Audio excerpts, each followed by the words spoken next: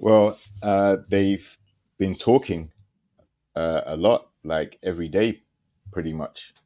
So I think he's warmed up to her to the point where he talks more, um, which is exactly what she was waiting for from him. Hmm. So um, now that she's getting that, she seems a lot more warmer and receptive. She seems to have enjoyed the date, enjoyed his company. Hmm. I didn't hear any complaints, so maybe it's a turn of a new chapter for them. Maybe it's a resurgence in their connection. Who knows? I agree. I would agree. Would you agree with that, Calvin? What do you think? What are your thoughts? Is this the guy who was the lawyer? Yes, Hmm. yes, yes. That is the lawyer guy that doesn't like to talk while Mhm. he's eating on his dates. Which Well, is good maybe, manners, by the way. yeah. Well, but you know what? He's Correct. you have to um be when you just learn, just be patient because it's a process, and you learn one another. So, you know, you can't just size person up based upon that first date alone. You have to say, well, we'll meet each other again or talk more, because maybe that first date you may not have been quite comfortable with yourself. Because right now, like you said, he's flowing now. He's conversing with her. He's paying attention. He's observing. He is into her, and the things that he's saying in his observation, it fits her. So she's moved by him a lot more so this time than before. But again, you can't always judge things just based on one date. You have to just relax and get to know a person. That's true. That is Mm-hmm. true. Mm-hmm. I agree with that. Any thoughts, Sean, on Mm-hmm. Maurice and I don't think this is. I Sharice? don't think this is the last we've seen. Yeah, I don't think this is the last we've seen of him and her. Mm-hmm. I think we'll see them again. That's my thought. Yeah. Oh, okay. Did you feel like Maurice was maybe a little more open with Sharice in his feelings and more communicative, or what did you think about that part of it? I think he was more communicative, not necessarily more open in his feelings. I mean, she said, "Did you miss me?" He said, "I thought about you. I thought about you." What he think about it, I don't know, but he didn't intimate that what he thought about. But he said, "I thought about you." So who knows what he Yeah. thought? Yeah, I think that's kind of, I don't know, maybe it's me in this culture, and with black men or with men period. I think that men are less likely to be all emotional and emote. Oh yeah, I missed you. That would give I think most men would feel this early in the relationship that would give the woman a lot of power. Mm-hmm. So that's that, I get what you're saying, but he did say that he thought about her, so that's a start. That's a start. But I felt like he was warm in all his other words, like even his words of affirmation and telling her how she was beautiful both inside and out. And I'm paraphrasing, of course, Yeah. but I think that he was, yeah, he was a lot warmer. But okay, I can see your hesitancy. Um, okay. Let's see. He says one thing about it though too, he gives us a clue in his confessional. Maurice tells us in the confessional one-on-one that he plans to go deeper with her this time. He Mm-hmm. plans to have deeper conversations with her, and then he did tell her that well, nothing is perfect, I felt like Mm-hmm. we have something that we can build on. And Sharice did seem to be open to that. What did you think about that part, JR? Do you think that Sharice was as open as he was to maybe building something? Yeah, I think the compliments will get him everywhere, and Mhm. yeah, he definitely was more talkative. He Mm-hmm. wasn't eating, he wasn't distracted. So Yeah. all of his attention was on her. So because he gave her all of his attention and the compliments, I think that's exactly what she wants to hear. And as I say, like she was not closed minded or hostile in any way. She received it. So yeah, when you look at who she's been matched with so far, a lot of people were saying to bring Maurice back, um, Yes. because he ticks quite a few boxes that we assume she might be looking for. Obviously, he has grown kids, but she's willing to overlook that at this point.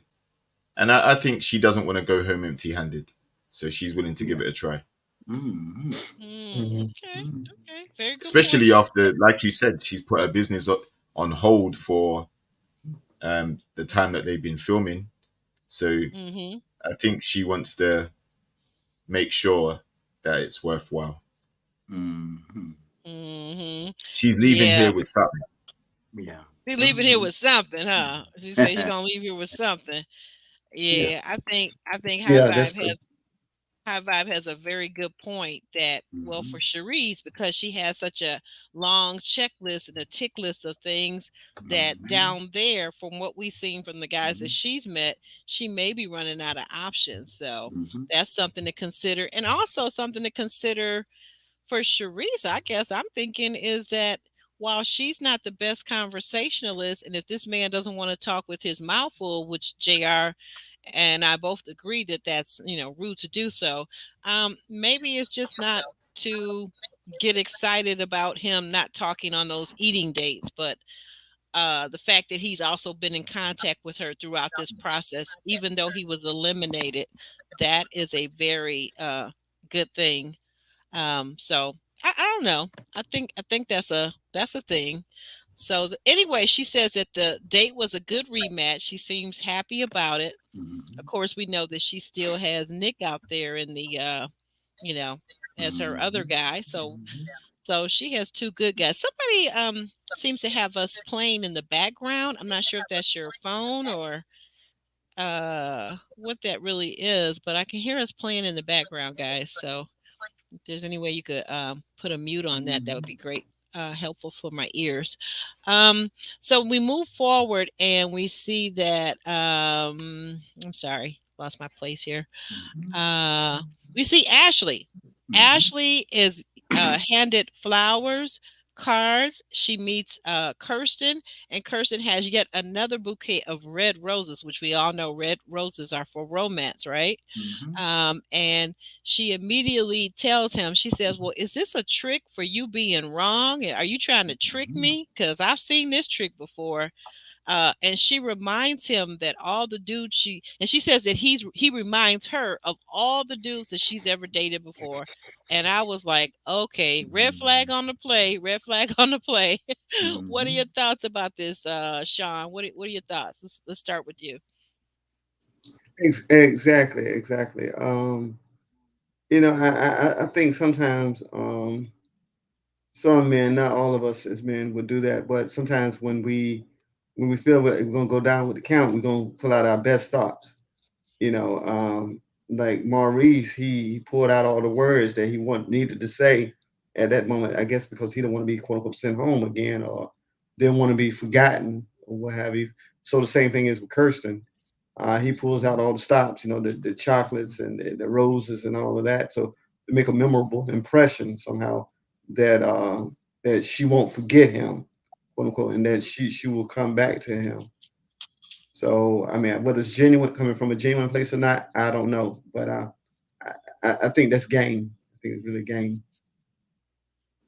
Yeah.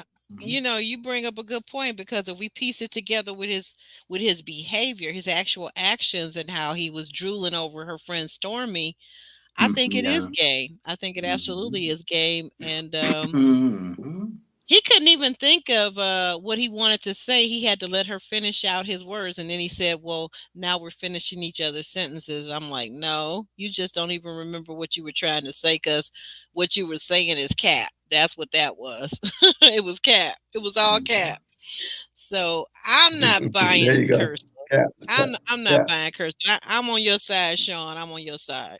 I'm not buying Kirsten, and I'm not buying that Kirsten is really even interested in Ashley, but no more than Mm-hmm. he's on this show. Mhm. I'm not Yeah. buying it, but that's Mhm. just my opinion. What about you, Kevin? What do you think about this couple, Ashley and Kirsten? Well, the thing about it, the women have the power to choose who they want and all that, so they have an edge in that sense. But still, um, I'm looking at them. I'm looking at her, and is she sure of herself? You know, when you think about it, is she really sure of Mm. herself? Because Ooh. she's right. I mean, she has issues that she needs to come to terms within herself. So far as man, period, because she can be easy won over. But the thing about it, she's still indecisive. She's still very indecisive when it comes to the guys that she chooses because she's going Mhm. back and forth with somebody else, right? She's still not sure of herself. So it's not just him, it's her too, you know? And if you're ready to love, but do you love yourself? I mean, that keeps coming. Do you really love yourself, or do you know what love is? Mm. Do we know what love is? Mhm. Mm-hmm. That's a good True. question, especially as it relates to Ashley, because Yeah. it Mm-hmm. feels like sometimes when I'm watching her, by the way, I really like Ashley.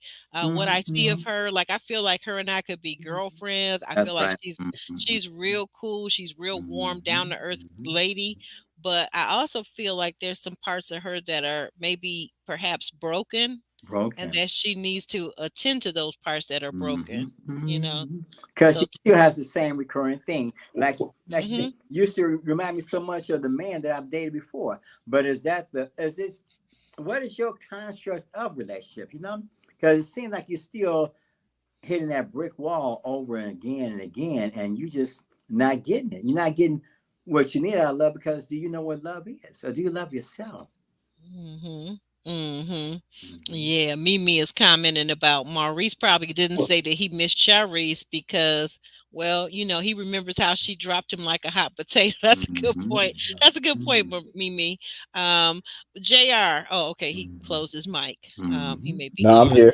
I'm here. Oh, okay. Okay, JR. Yeah, yeah, yeah. I wanted you to weigh in before we move forward. I want you to weigh in if you could on the whole Ashley and Kirsten date with the flowers, the candy, the chocolate, all that good stuff. Mm-hmm. Uh, I think he tried to make amends, but also, she has Donald now, so I'm not sure how invested he really is going to be. He said he's not going to compete for her, um, and Donald also said that as well. mhm. Yeah. I think she's trying to get both guys to fight for her, Mm-hmm. and Mm, she still likes the visual Mhm. of Kirsten, absolutely. um, but I think there are elements about Donald's elements with Donald's personality that she likes. Mm, Um, mm-hmm, so they're two different guys, but she self sabotaged and put her foot Mm-hmm. right That's in it when she said that Kirsten reminds her of all of her exes. mm-hmm. The Mm-hmm. reason why is because none of those relationships worked. That's right. Mm-hmm. So that means she's also been going for the same type of guy and been Mm-hmm. falling for the same things. So if she's mm-hmm. identified that with Kirsten, then that's Mm-hmm. definitely not the way forward for her. That's right. Mm-hmm. Right, Yeah. right. True. Dr. Larica says, I agree with her. I'm on her team. She says that Kirsten is there for his own agenda. And she says, I So are the don't think that ladies. he's, huh? Say So are the again? women. The women are there for their own agenda too. Oh, okay. Well, you know what? You may be right about that. But so she also says that I don't think he's there for love with anyone. Larica, I could see that. And if it was for love with anyone, it might have been with Stormy, but it's definitely not for Ashley. I don't think just No like way. and here's the thing about it. What I see anyway, my observation, just like Ashley has a visual type that seems to be the tall, athletic build, slender guy with the bald head, because we see that with Alex, we see that with Kirsten, right? Just like she has a visual type, I'm imagining that it's Kirsten's Mhm. prerogative to have a visual type also, and maybe Ashley just is not that type for him. and also the things, the brokenness that she's shown him, and Mhm. the aggressive, assertive behavior that she's shown him when she gets upset and she Mhm. feels insecure. He probably Mhm. doesn't like that. That's what I'm thinking. Anybody else? Yeah, Uh, nobody likes that. no. No guy wants to be around someone that's insecure Mhm. and wants to compare you to their exes and all these other different things. Mhm. True. Um, so that's why I mean she's self-sabotaging, and it may not be intentional. Mhm. She may just be vulnerable in a way where she's Yeah. oversharing that type of stuff. Mhm. But there's some things that are best left as thoughts and not Mm-hmm. said to the person that you're trying to attract Mhm. because it can put them off. You saw his reaction when she said it. He was like, "Oh no, no! So why you got to go and say that? Because it killed the mood. It Like did. if you, yeah, like it changed the vibe. Even though they managed to, salvage it, smooth it out a bit, but you don't want to hear that. Like not when you're not when you're talking to someone new. That means you're still thinking about your past. So it's definitely a red flag. Exactly. It's given stuck in Yeah. your past. And I'll go you one more, JR. I didn't even like it. She started the whole thing off the minute she walked in and opened her mouth. She started it off with, well, you giving me these chocolates and you giving me these flowers. You must have done something wrong. This is just a payment, an arrangement for when a man has wronged a woman. And I thought, my God, you are really showing the unhealed parts of yourself, because, like, I've gotten flowers and roses from men and chocolates and all of that stuff. And never, ever have I ever tied it with that they've done me wrong in any kind of way. Never, ever. So now maybe that's her experience, Yeah. but I really tend to agree with High Vibe is that Ashley is really attracted to unavailable, emotionally unavailable men. And I think that when you're attracted to emotionally unavailable men, that would be your experience, because you've only had bad experiences because you're picking all the men who are unavailable, right? To validate your disposition. Exactly Exactly. to validate her own That's disposition. right. It's another form of overcompensating. Mhm. Mm. That's why it's important that if you're gonna, they're 30, 35, and not trying to say that they're old, but at a certain stage, you have X amount of years of experience with dating. So if you're not been in a long-term sustainable relationship, you have to look at why. Be honest with yourself. Why have I not gotten the kind of relationship that I really need and desire?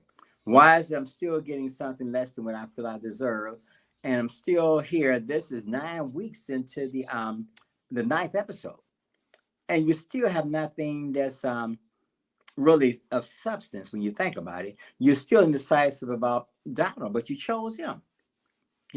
So you're uncertain of yourself, but it's not the guys, it's the women that's indecisive too. They have the Mm. power to make Mm-hmm. decisions about the person they feel is suitable for them, but they're very unclear and uncertain about their feelings and themselves. So don't Right. blame it on the guys. You're making decisions. You have the power and authority, as you say, but you're still making bad decisions right here, right Mhm. now. Mm. Very true.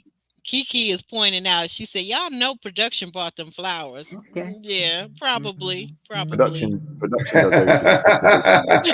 Like Yeah. if you're expecting these Yeah. guys to genuinely be going out Well, their well, pocket on well, production, well, come on, they're not. You have Yeah. your They have their agenda, but what's yours? What's Production yours? has their agenda. What is your agenda? Is your agenda to find love, or are you really yeah, trying to? Are you? yeah. It's interesting because you say you're looking for love, but then you don't act like you know what love is. Right. And Right. also, I think Mhm. Ashley a few times was very overcritical of both Kirsten on that date and also with Donald, as we see later on, which I'm sure we'll Mm-hmm. discuss. But she's Yes, we very definitely. overcritical. So, Oh, in the yeah. one sense, she wants these guys to fight for her, and she's gonna take her pick. But at the same time, she's quick to point out Mm-hmm. flaws or overthink certain situations when it doesn't have to be that complicated. Like it's still early days, you know. If Mm-hmm. you're if she's going back to, oh well, you know what, is this going to be a regular occurrence? You buy me Mm-hmm. flowers because you messed up. Like that is a mood killer, you know? Mm-hmm. So now it's like, why don't Mm-hmm. you just be appreciative and be grateful that the guy thought of you enough to get you some flowers? That's all you had to do. Mm. Oh, okay. Mm-hmm. Yeah. We got a lot of Mm-hmm. chatter going back and forth. I Uh, love it, guys. Keep chatting, keep chatting. And you guys in the mhm, bushes, y'all go ahead and drop something in the chat. We know you in the bushes. I'm gonna tell mhm. you. So one of these days I'm gonna blow your mind when I tell you I know who's in them Yeah. bushes. I'm gonna blow Mhm, your mind. Trust me, I know. mhm, I know one or two, not everybody, but I know one or mhm, two or three people that are always in the bushes. Don't ask me how I know, but I know. mhm. What were you gonna say? Looked like you had something to say, um, Sean, when about this as you were Mhm, chuckling. What were you gonna say mhm. about Well, Ashley and Kirsten? I think if you, I think, I think if you look at Ashley and Sharice, let's look at them. Okay, Mhm. I Hmm. think since both of them have two suitors, as opposed to Zadi only having really one. Okay, Mhm. the whole thing to me Yep. boils down to this: is the 80 and 20, 80%, 20%. Are Mhm. you going to leave the sure 80 to go for the uncertain 20? Now, in Sharice's case, Maurice has the money, but Nick has the muscles. Yeah. So, am I going to go for the money or am I going to go for muscles? Okay. In Sharice's case, Donald seems to be Mhm. Donald may not be the level of attractiveness that Sharice is, Ashley is used to because she's used to a man like Kirsten because he reminds her more so of Alex, I think. Mhm. And I don't think she's healed Mhm. from that. So which one in that Mhm. case is the 80-20? I have no idea. But I guess the whole idea is that who is she going to leave the 80, sure 80 to go to the 20? When I say she, I'm talking about both women. Okay. Hmm. Mhm. Mhm. The thing about it, and we're going to come to that too, was we're going to, like JR pointed out, is that Ashley can be hypercritical or a little critical of Mhm. the men. And then specifically with Donald later on, we're going to talk Mhm. about that. And then also something else Mhm. that you pointed out is that, and they're saying in the chat, is that she doesn't find Donald to be passionate enough. But Mhm. is that tied to this roller coaster of chasing after an unavailable man? Because I feel like it is, Yeah. honestly. Mhm. She's indecisive, and she's protecting herself and all these defense mechanisms instead of saying that I'll just let I get with somebody and then I'll grow into the role. Instead of making it so like out the gate, I find this fault in you, and I see you have faults too. But what about your faults? You need to heal. What about the fact that you need to know who you really are Mhm. and not being so caught up in what a person deficiencies are. Maybe you can kind of work with that because maybe down the road they'll start to shine. If you pick people apart all the time, you'll never get to you somebody there's gonna be something wrong with everybody that you deal with. But what are you willing to deal with? And what do you bring to the table that can Mhm. help them grow, you know? Hmm. Exactly. And I don't understand, like, if she's looking for Donald, for example, to be more passionate at this stage, she only just brought him back like two Mhm. episodes ago. She Right. dismissed him already, right? And brought him back. Mhm. So he's True. gonna be quite reluctant to open up as Mhm. much as she if she's expecting that. And Mhm. Kirsten is not gonna be passionate because he knows there's another guy on the scene, which Mhm. she told him. She said, there's another guy chasing me. She even said that to Donald as well. There's another Mhm. guy that likes me. Mhm. Someone from my past came back, and you know, Donald said, "Did you drop him?" And she was like, "Well, no, because." So you know, how many um how many bites at this cherry does she want to give these guys? Mhm. Because ultimately, um, they're not going to be as passionate as she likes while another guy's there on the scene. If it was just her by herself and it was a one-on-one situation and she could be 100% into them as she wants them to be into her, then I think it could be reciprocal. But her attention's divided, so I don't think she's going to get what she wants. Hmm. Right. Right. Hmm. That's the thing. And then here's the other thing. One guy doesn't really even care about chasing her because let's just can we all agree? Is anybody in the panel of you three gentlemen, any of you think that Kirsten is just thinking that Ashley is the cat's meow and that he really wants her like that? So she's really only No, got one guy, Well, and there, thank you, and that the both guys are very sensible as it turns out, which I can appreciate. That they're saying that we're not going to fight, we're just may the best guy win. That's what Donald is saying. I think he wants her more mhm, so than Kirsten does, but he's saying mhm, I'm not going to compare myself to another man. I'm just going to do the best I can, and you'll choose who you choose. And I think that's the way I okay, always look that's at it it. as a woman. Like, I'm Mhm. not fighting for no man, and I'm not going to chase after you. I'm not going to pursue you, but if I want you, exactly, I'll show you the things that I feel that this is what I want to give you. I'm an affectionate person, I'm a caring person, I'm a supportive person. I'll show you the best sides of me, and then you choose, you pick. I'm not going to no, I'm not going to get into a war of competition with some other woman because we're all created Mhm. differently. But when you're dating exactly. somebody, Kirsten was only brought back Well, that's the because thing. These Kirsten was only men, brought back because someone from their past had to come back. He's just there like Marshawn Lynch. He's there just so he doesn't get fined. That's all. Mhm. Yeah, yeah, that's kind of what is given to me. It's Mhm. giving is Kirsten even being on the show at this point is given production's favorite, or Mhm. he signed a deal with production and he said I'm going to be the tall bald headed guy on the show. Like that's all it's really given Mhm. because he ain't giving much. What do you think, Mhm. Calvin? Is he giving much? Well, he's the thing. Well, let me look at my notes since you brought that specific point up. When you think about it, when you're dating somebody, you feeding off of them based upon the vibration, their vibration. If they're not into you, why are you gonna be putting your energy into them? You know. So let's be fair. Why would I be trying to beg you for something? Beg you to be my woman, so to speak. And if you're not interested in me, and then I'm gonna chase you down, that's not fair to me. If I'm pursuing you and you're not reciprocating yet, at this stage in 30 something, if a person is interested in you and they're not interested in you, that's okay. I go to somebody else.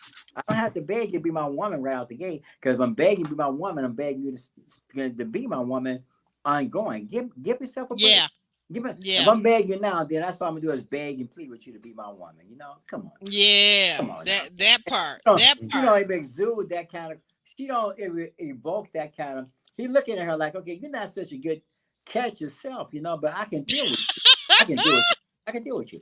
I can deal with you. I can deal with you. We can build, even though we're both messed up. We have to admit to that. You can both be messed up, but you can build something in the process. If you ready to, if you're willing to put in the work to refine and polish up your act over the long Okay. term, it can level off. Yeah, we can work together. I think that's kind of I did hear that early on, and maybe even Kirsten might still be there now. Mm-hmm. Um, but you know what? That brings me to a thought too, guys, and I'm going to ask you your opinion on this right now. We're gonna talk about this also later Mm-hmm. on too. Who are the men that are actually in it looking for a relationship, possibly, and who are the men who are in it to be time wasters? Because tell me what you think, and then I'm gonna tell you at the end. Let's start with Jr. Jr. Do you see Kirsten as being relationship oriented or time wasting oriented? Relationship orientated, maybe, but not with Ashley, and I don't think with any lady on the show. Um, Mm-hmm. if we could go through all the guys, and we can also talk about the ladies too, because I also think some of them are they're not looking a lot. Okay, well we're gonna come So, back around to that. But look, put a so pin I in would that. say Kirsten, he's not feeling Hmm. Ashley. I don't think he liked some of the things that happened before he got dismissed. I don't think he appreciated the way she dismissed him as Mm-hmm. well. So Okay. I definitely don't think all of a sudden he's into her 100%, but I think he's just Mm-hmm. open to giving it another chance. Mm-hmm. Oh, okay. Very good point. So you don't feel like he's relationship oriented as it relates to Ashley. That's a good point. Okay, Not with Calvin. Ashley, no.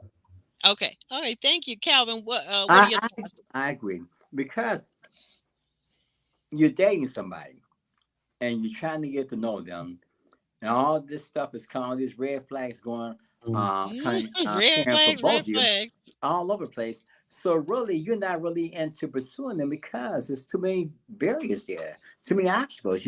Because if you're looking for love, then you should be open to it, not based upon your old experiences, yes, but you should give that person a fresh start. You can't be so preoccupied with your past about what everybody did you Mhm. wrong. Because I thought if everybody did you wrong, then you do yourself right. So give love a chance. If you're really looking for love, Mhm. give it a chance and be discerning. Don't just be open to just anything and person pulling the wool over you.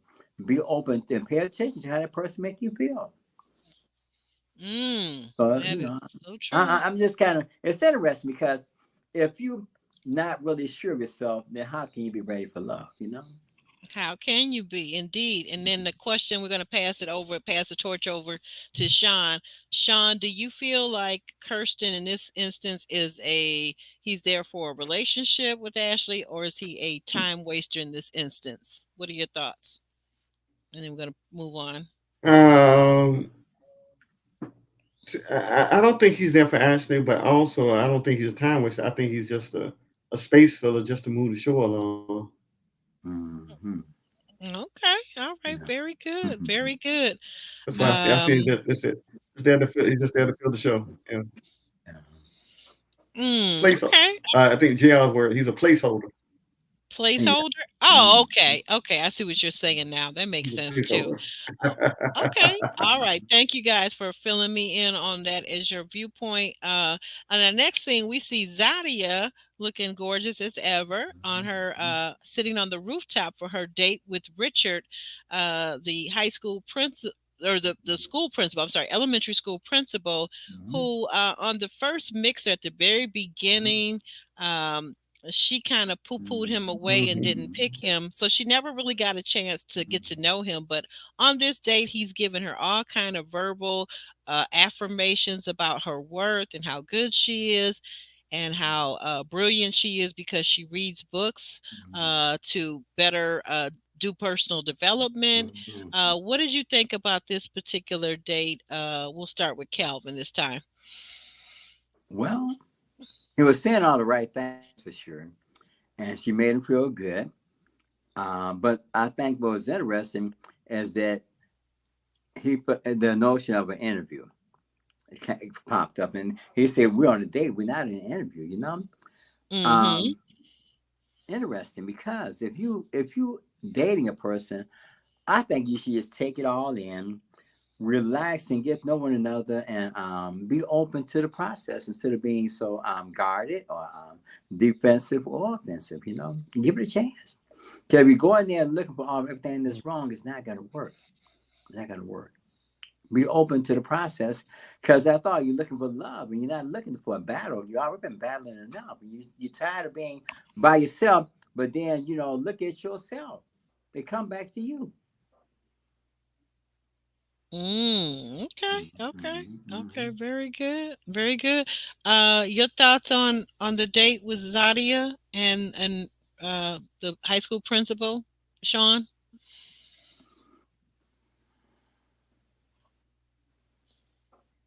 Well, I guess my question would have been number one if I was on a date with. Why'd you dismiss it the first time? Why'd you get up and walk away? I mean, because that was like that didn't bring no closure to it. I mean, she just got up in the mid sentence and just walked away from him while he was talking, which was rude. I think I would have been owed an apology. I don't know if an apology was ever given, but I mean, no, Mm-hmm. I apologize for walking off on you. We spoke last time. I understand back this time, but and then start from there. And um, he might have been overdoing it a bit with the compliments, and it might have been overselling himself. I don't know, or maybe to prove that he's not a cornball or corny or whack, what have you. Um, but I mean, he seemed like an overall good guy. I think He did. he I seemed like an got the overall good vibe. guy. Now, Hmm. whether she would fall for his type or not, I don't think so. But yeah, I think he seemed to be an overall good guy. But I don't think he would Okay. move. you know, No, I he don't got think any of roots. these He's men a are leaving. principal.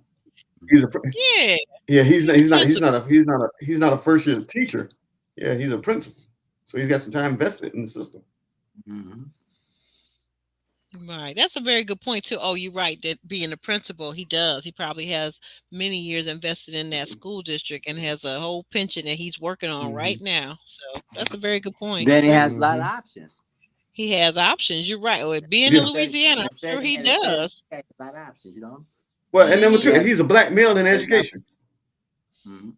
And with Right. around a bunch of teachers. So come on now, he's in a great opportunity to do well. You know.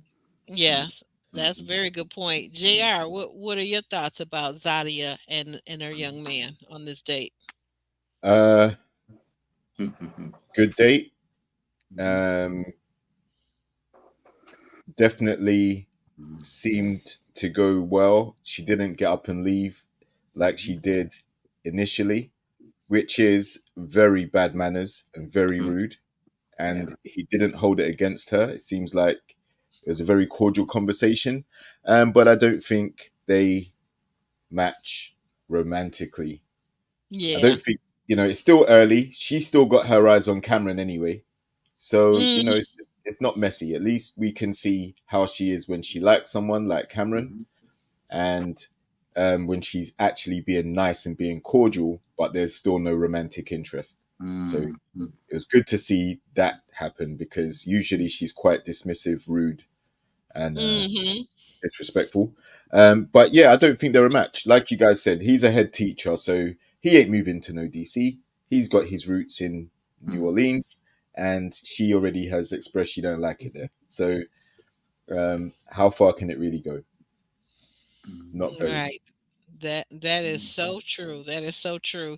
In this next scene, just a little vignette, which I think these are cute. I noticed they started incorporating these the last 2 or 3 weeks. They started incorporating Mhm. the ladies having scenes where they kind of remember things with one another.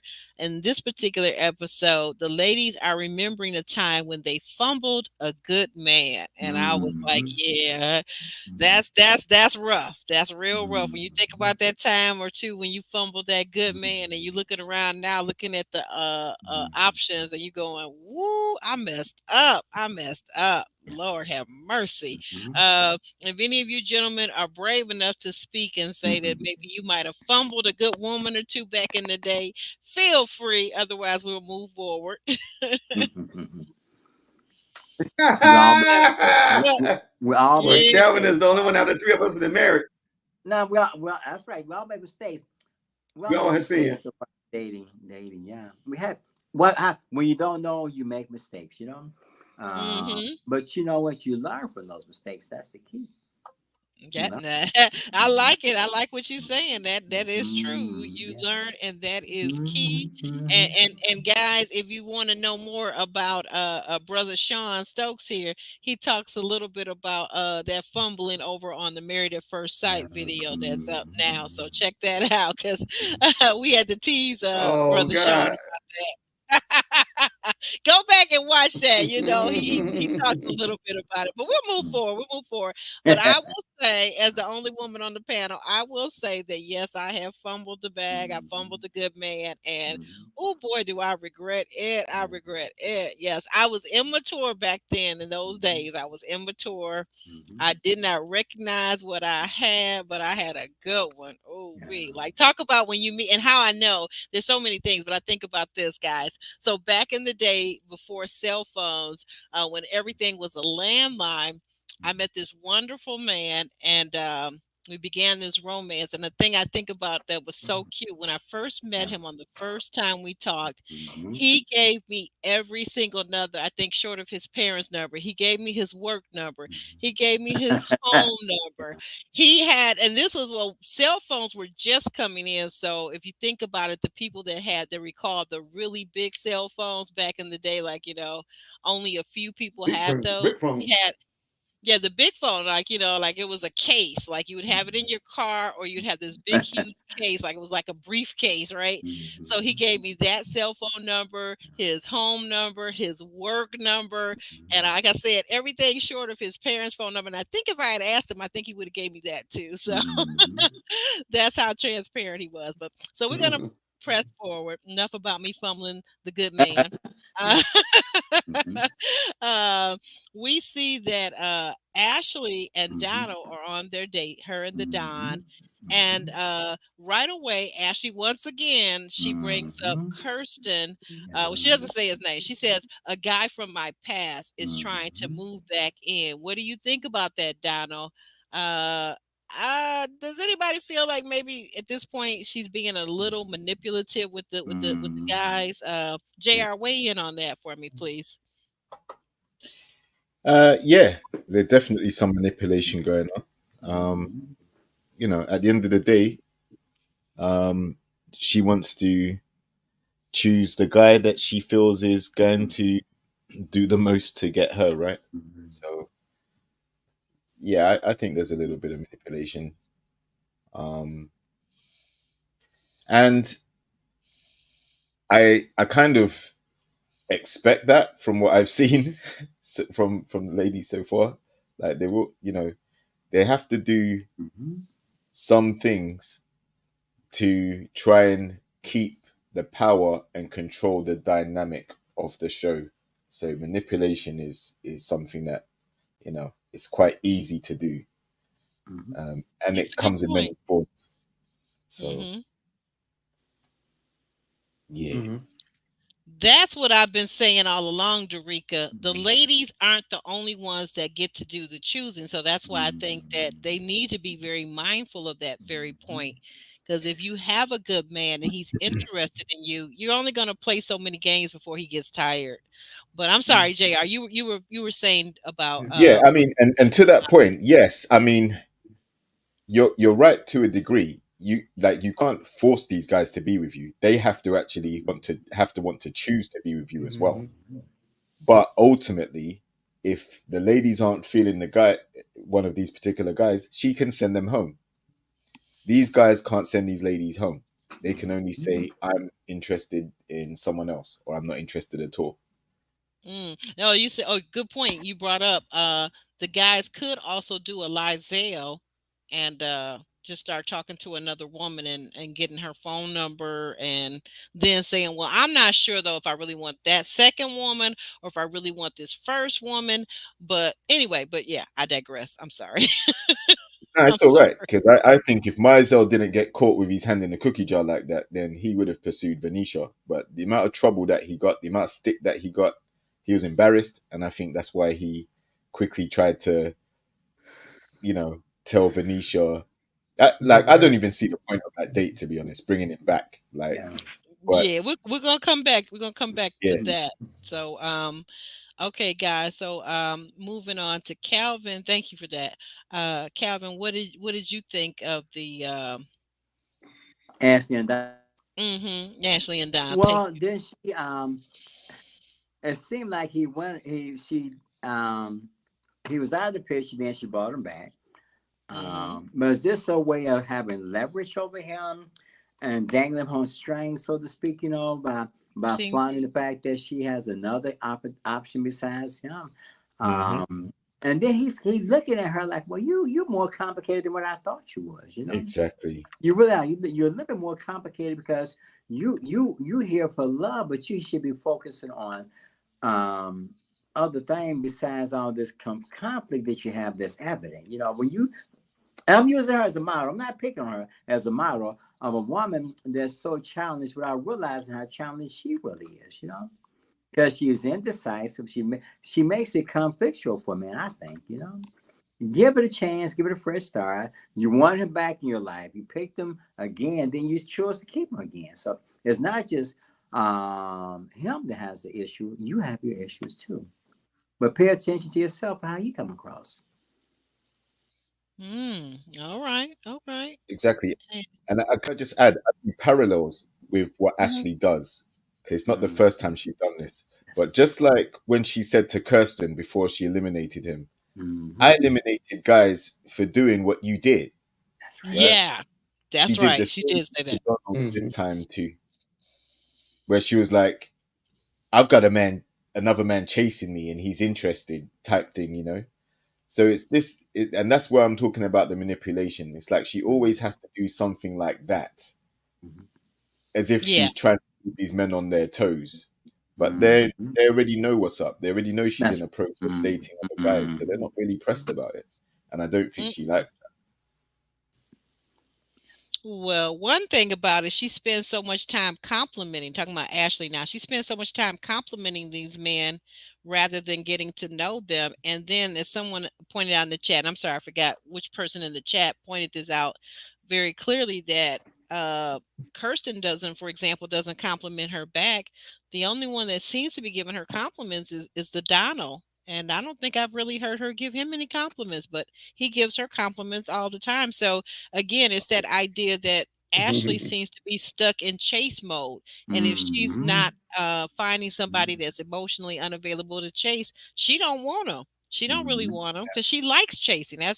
That's her, as I like to say, that's how she's hardwired Mhm. from her past, and she has not rectified Yeah. her her hardwiring in her brain. What do you think, Sean, mhm, about Ashley and Donald? mhm. Yeah. Sean? But you know, Aubrey, it's like this. It's like this with me.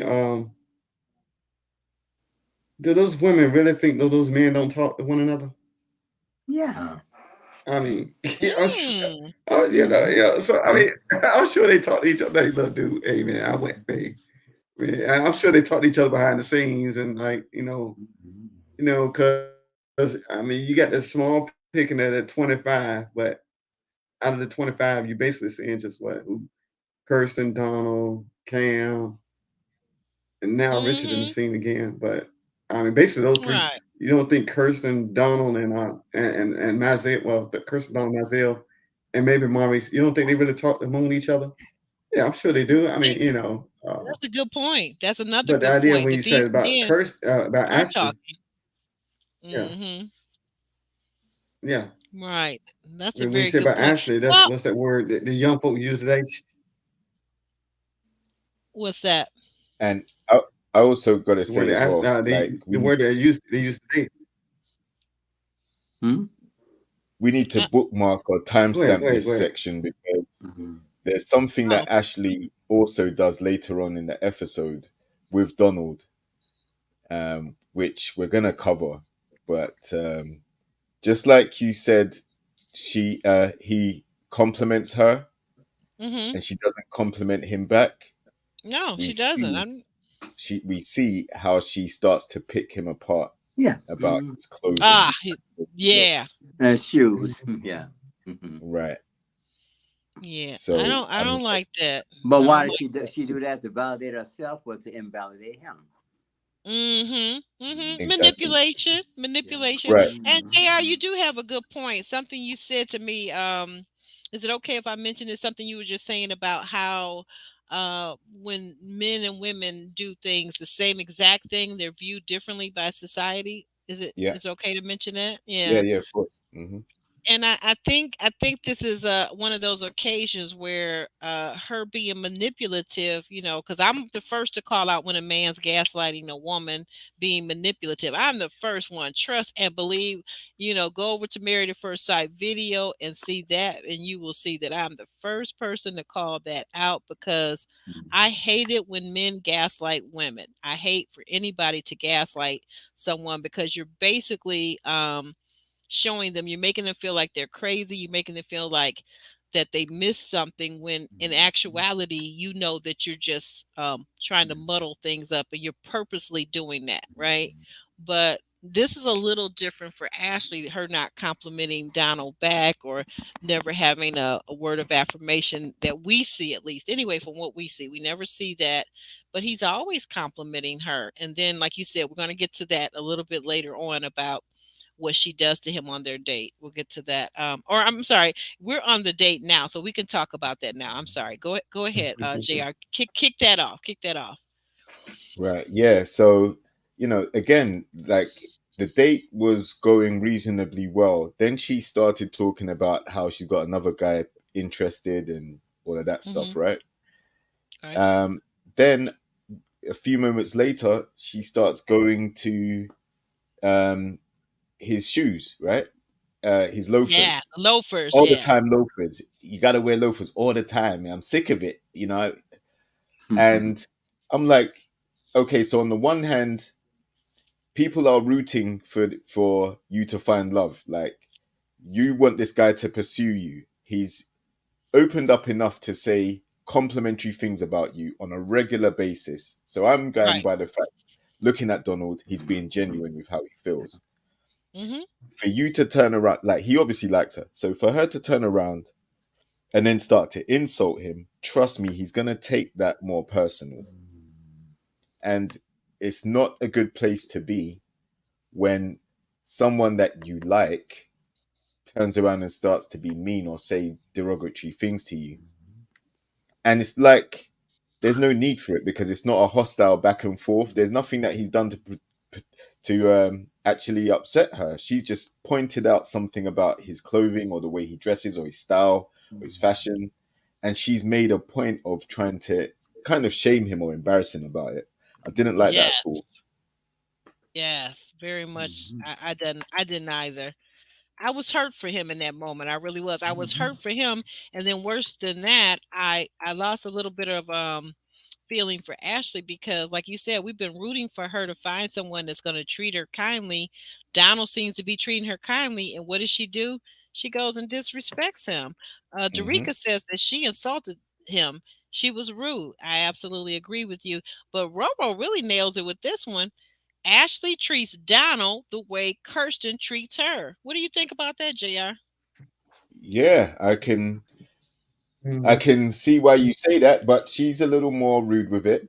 Um, but yeah, I just don't think Kirsten's into her at all.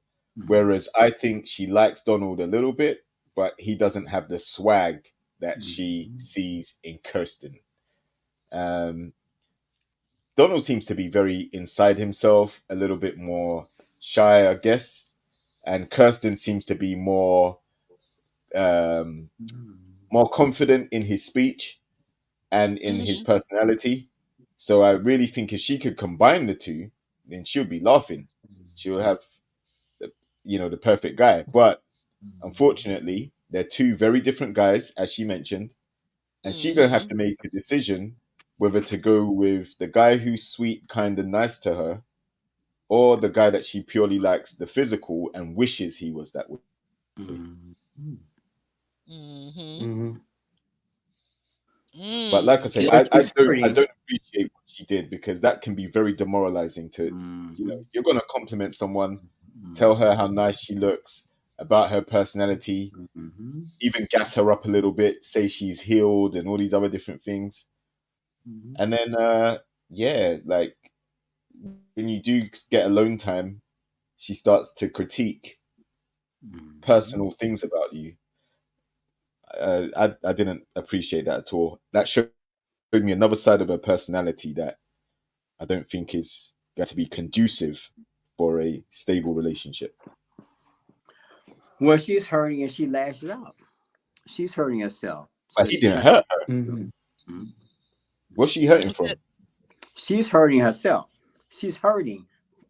She has her own emotional drama storm going on inside of her that she's battling with, and she does not know how to rectify it.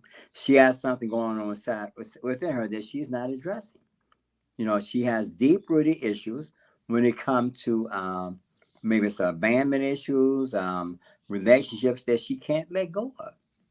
The past. Hurt Yes. from the past. Yeah, that's Mm-hmm. true. Because she still mentioned that she's still reminded how other guys have treated her.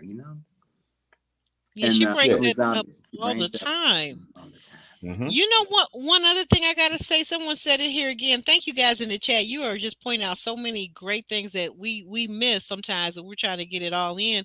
But somebody pointed out that Ashley literally cannot take a compliment or a gift. Mm-hmm. That's why when she met up earlier in this same episode, when she met up with Kirsten, right away she takes the flowers and the candy, and then she right away diminishes it by saying, "Oh yeah, you must have screwed up. You did something wrong. That's always been the case. That's always going to be the case." Like, come on. Like, it's like it always bothers me when I run across people who can't take a simple compliment.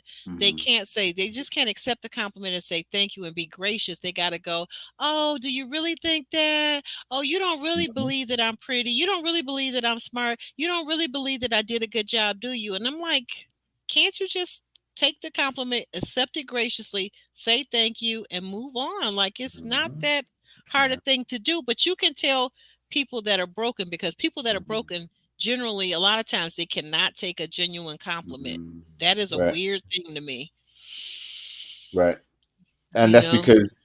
that's because she's very skeptical of the motives of why Yes. someone would do those gestures for her.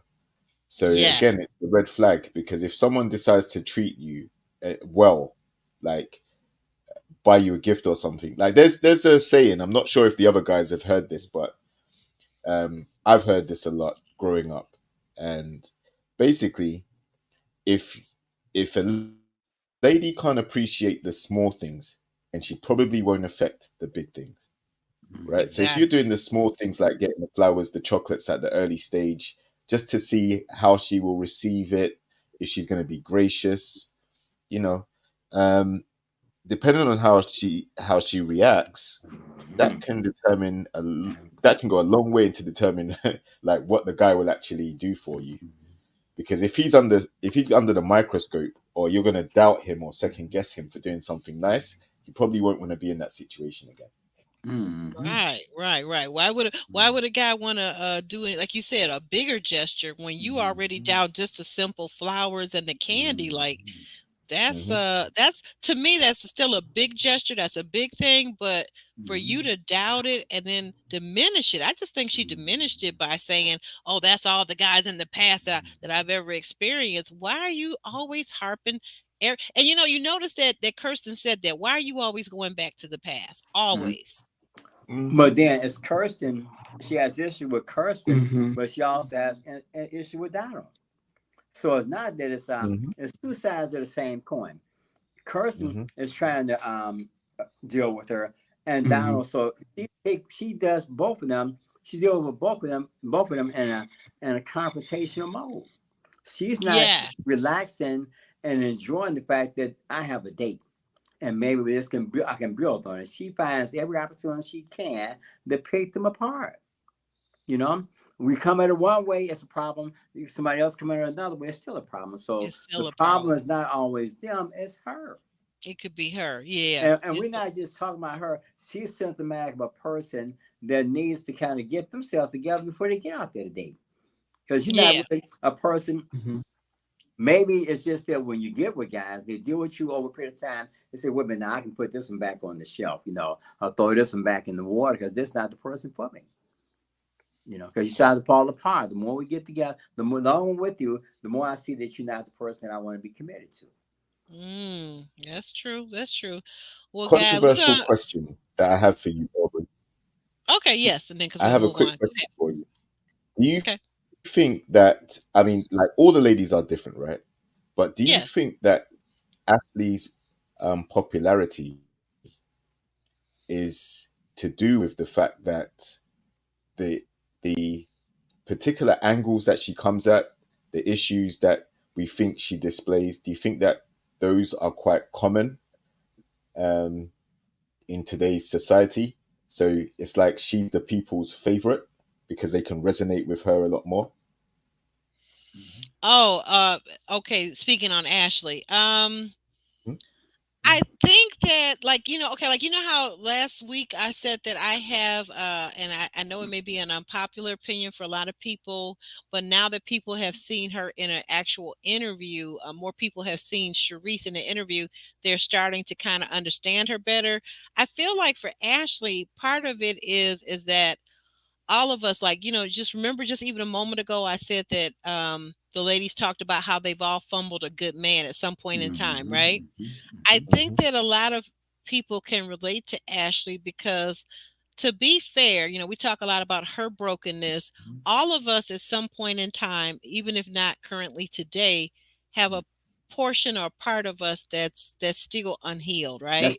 I agree. I agree. So I think that's the thing, and the other thing about it that I'm thinking, I don't know, but the other thing that I'm thinking about Ashley is Ashley comes across as a very warm and sweet person.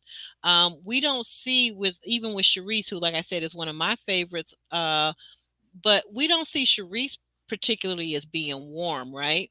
Right. Mm-hmm. Nope. So I think that a lot of Well, people are recently, attracted. yes. Well, recently, yes, but I mean, overall, we've seen Ashley be bubbly because you even yourself you call her bubbly, right, Ashley? Yes.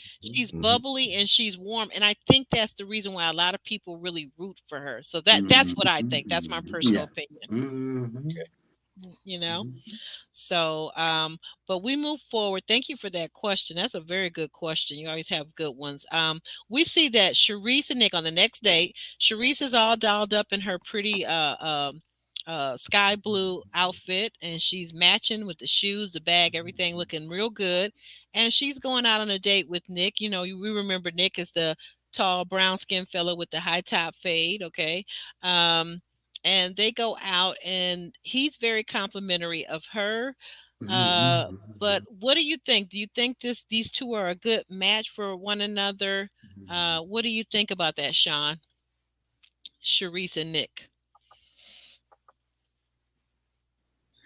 Uh, Aesthetically, maybe because of his muscles, but culturally, no. I don't think he's as cultured as Maurice would be. And I Okay. think that's what Sharice is doing. She's looking for somebody to take her on trips. She's looking for trips, fine dining. She's looking for a personal valet service. The guy that cater to her, and that high maintenance, not necessarily high maintenance, but high class style to put her in that category. And I don't think Nick has the means to do that. Okay, that's a good point. That's a very good point. Thank you for that. Calvin, what do you think about Sharice and her date Nick? Well, by appearance, yes, but I concur with Sean. She would say that she still has something for for Maurice. You know, you can look they look good together, but she still had a strong affinity by her own admission for Maurice. You know, that's what she said. She said Mm-hmm. she liked Maurice more than Nick. You know. Well, yeah, he's got that moolah. He's got more moolah. He's got Mm-hmm. more options. He's got more that he could probably do for her and with her, I think. And she's considering that. And go ahead. I'm gonna go over here to Jr. Jr. What are you thinking about Nick and Sharice on this date, and what do you think about their compatibility wise? What do you think? Mm, eye candy is as far as it Hmm. goes. Exactly. That's my I point. think he appreciates that Maurice has stepped up his game as far as she's concerned. So they're talking more regularly. He's got more to say. She's learning more about him. But yeah, this guy's just visuals only, maybe more youthful, younger than Maurice. But that's where the appeal ends. I don't think she sees herself, long term with that guy at all. Um, and I was saying in the chat earlier with I think it was Dorica that said it. Maurice has the finances, um, and it's a misconception that we men have, but no, it's put out there quite a lot by ladies themselves who express their wants and their lists, and finances is very high up on that list usually. So it's more like an arrangement. Like she'll get with an older guy, not saying Cherie specifically, but some ladies will get with an older guy or a guy that they're not particularly interested in because he is a high earning guy.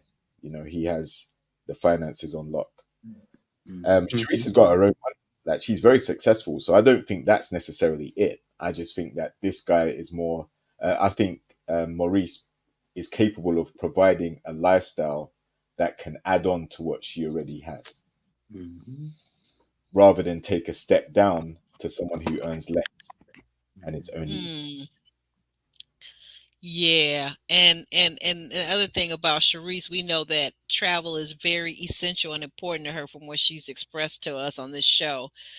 She wants to travel internationally. She does not want to just go to Dallas.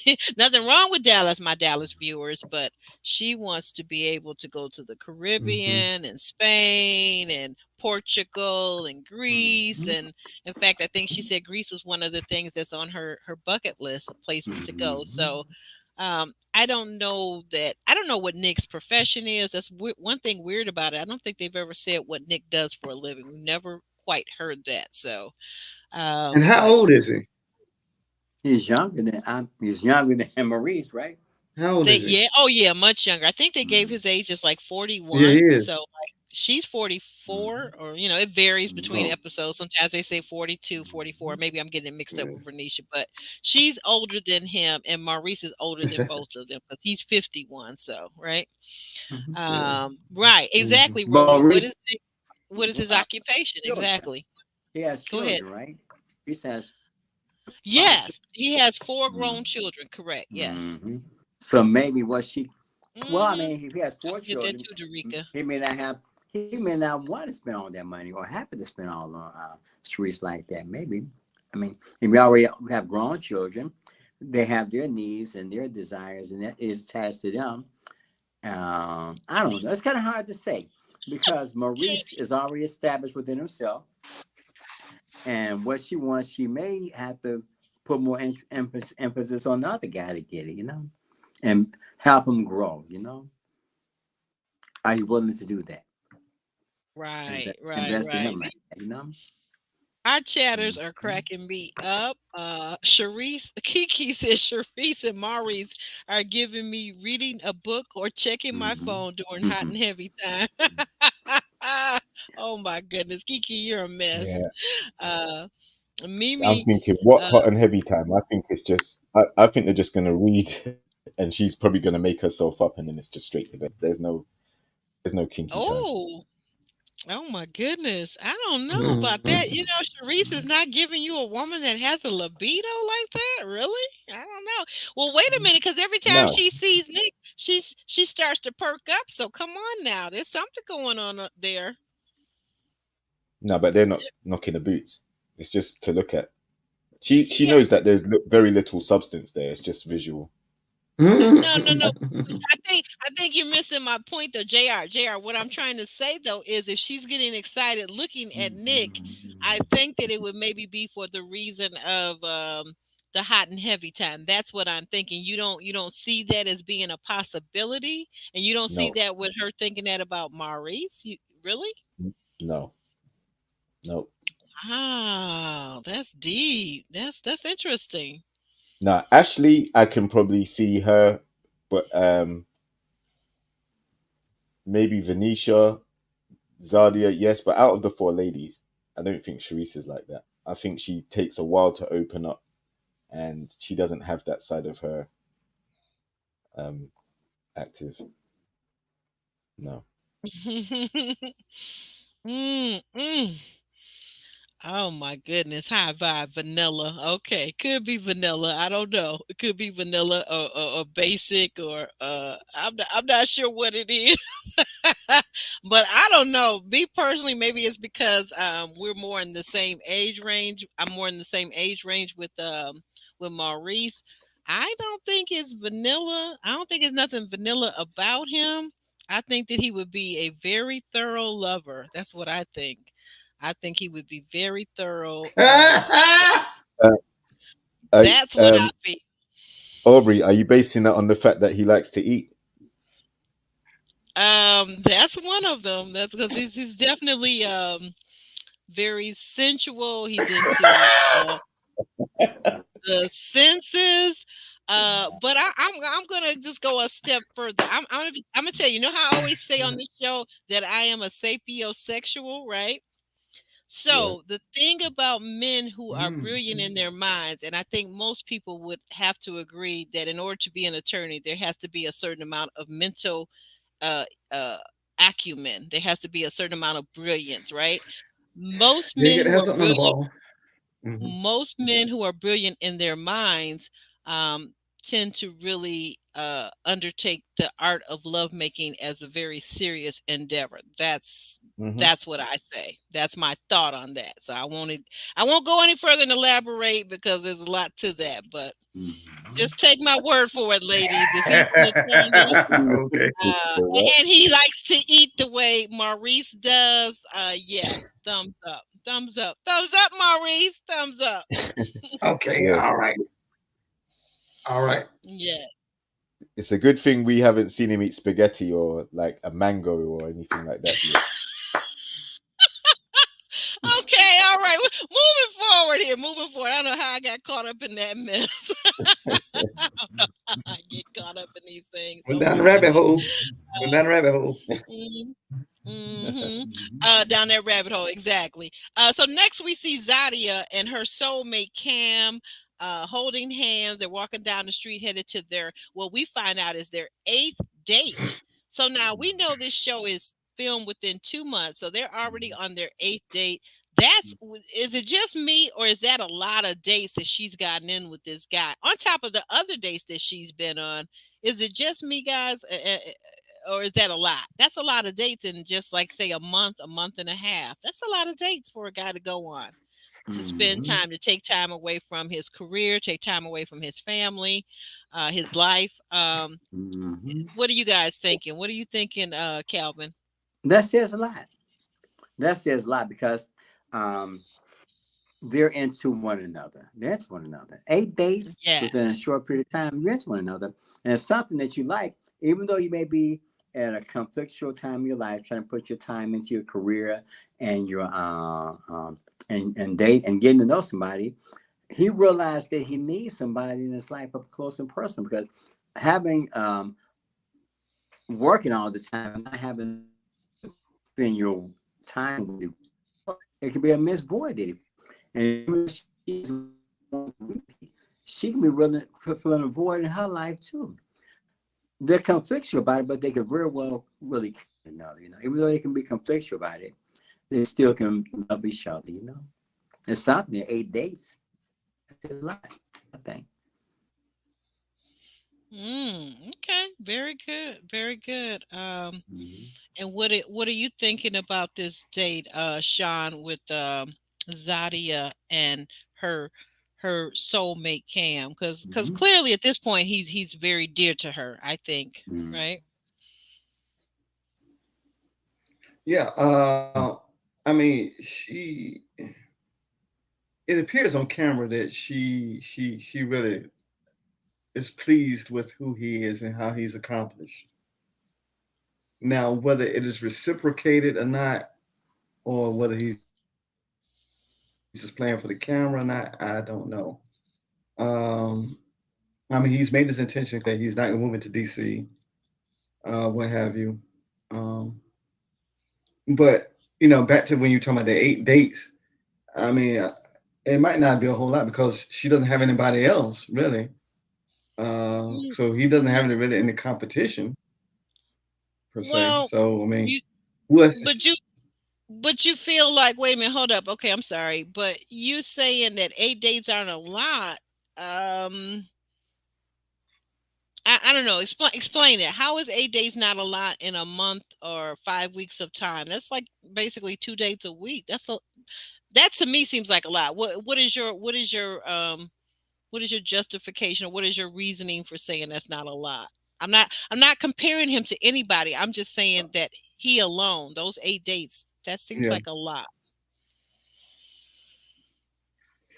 Well, I mean, she has basically eliminated all the other competition away from him because they don't stack up to. He's the benchmark for her dates with Correct. everybody else.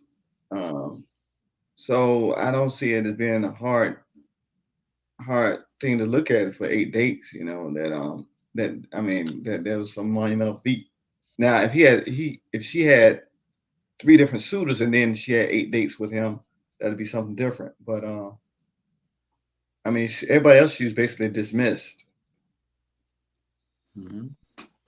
So but I mean, he seems to be a man of substance, and as far as intellectual substance, and a man who could, have a good time with her, a man who is down. I mean, even though he's a pharmacist, which is a doctor, he doesn't quote unquote dress up all the time. I mean, I've never seen him dress up per se. So I mean, he's not suited and booted the time whole time. So I mean, maybe he has deep pockets too. So I don't know. I got the feeling that's what she likes. Yeah, he is a pharmacist, according to him. He's a pharmacist, and he also owns a successful photography business that's worldwide, that's global, right?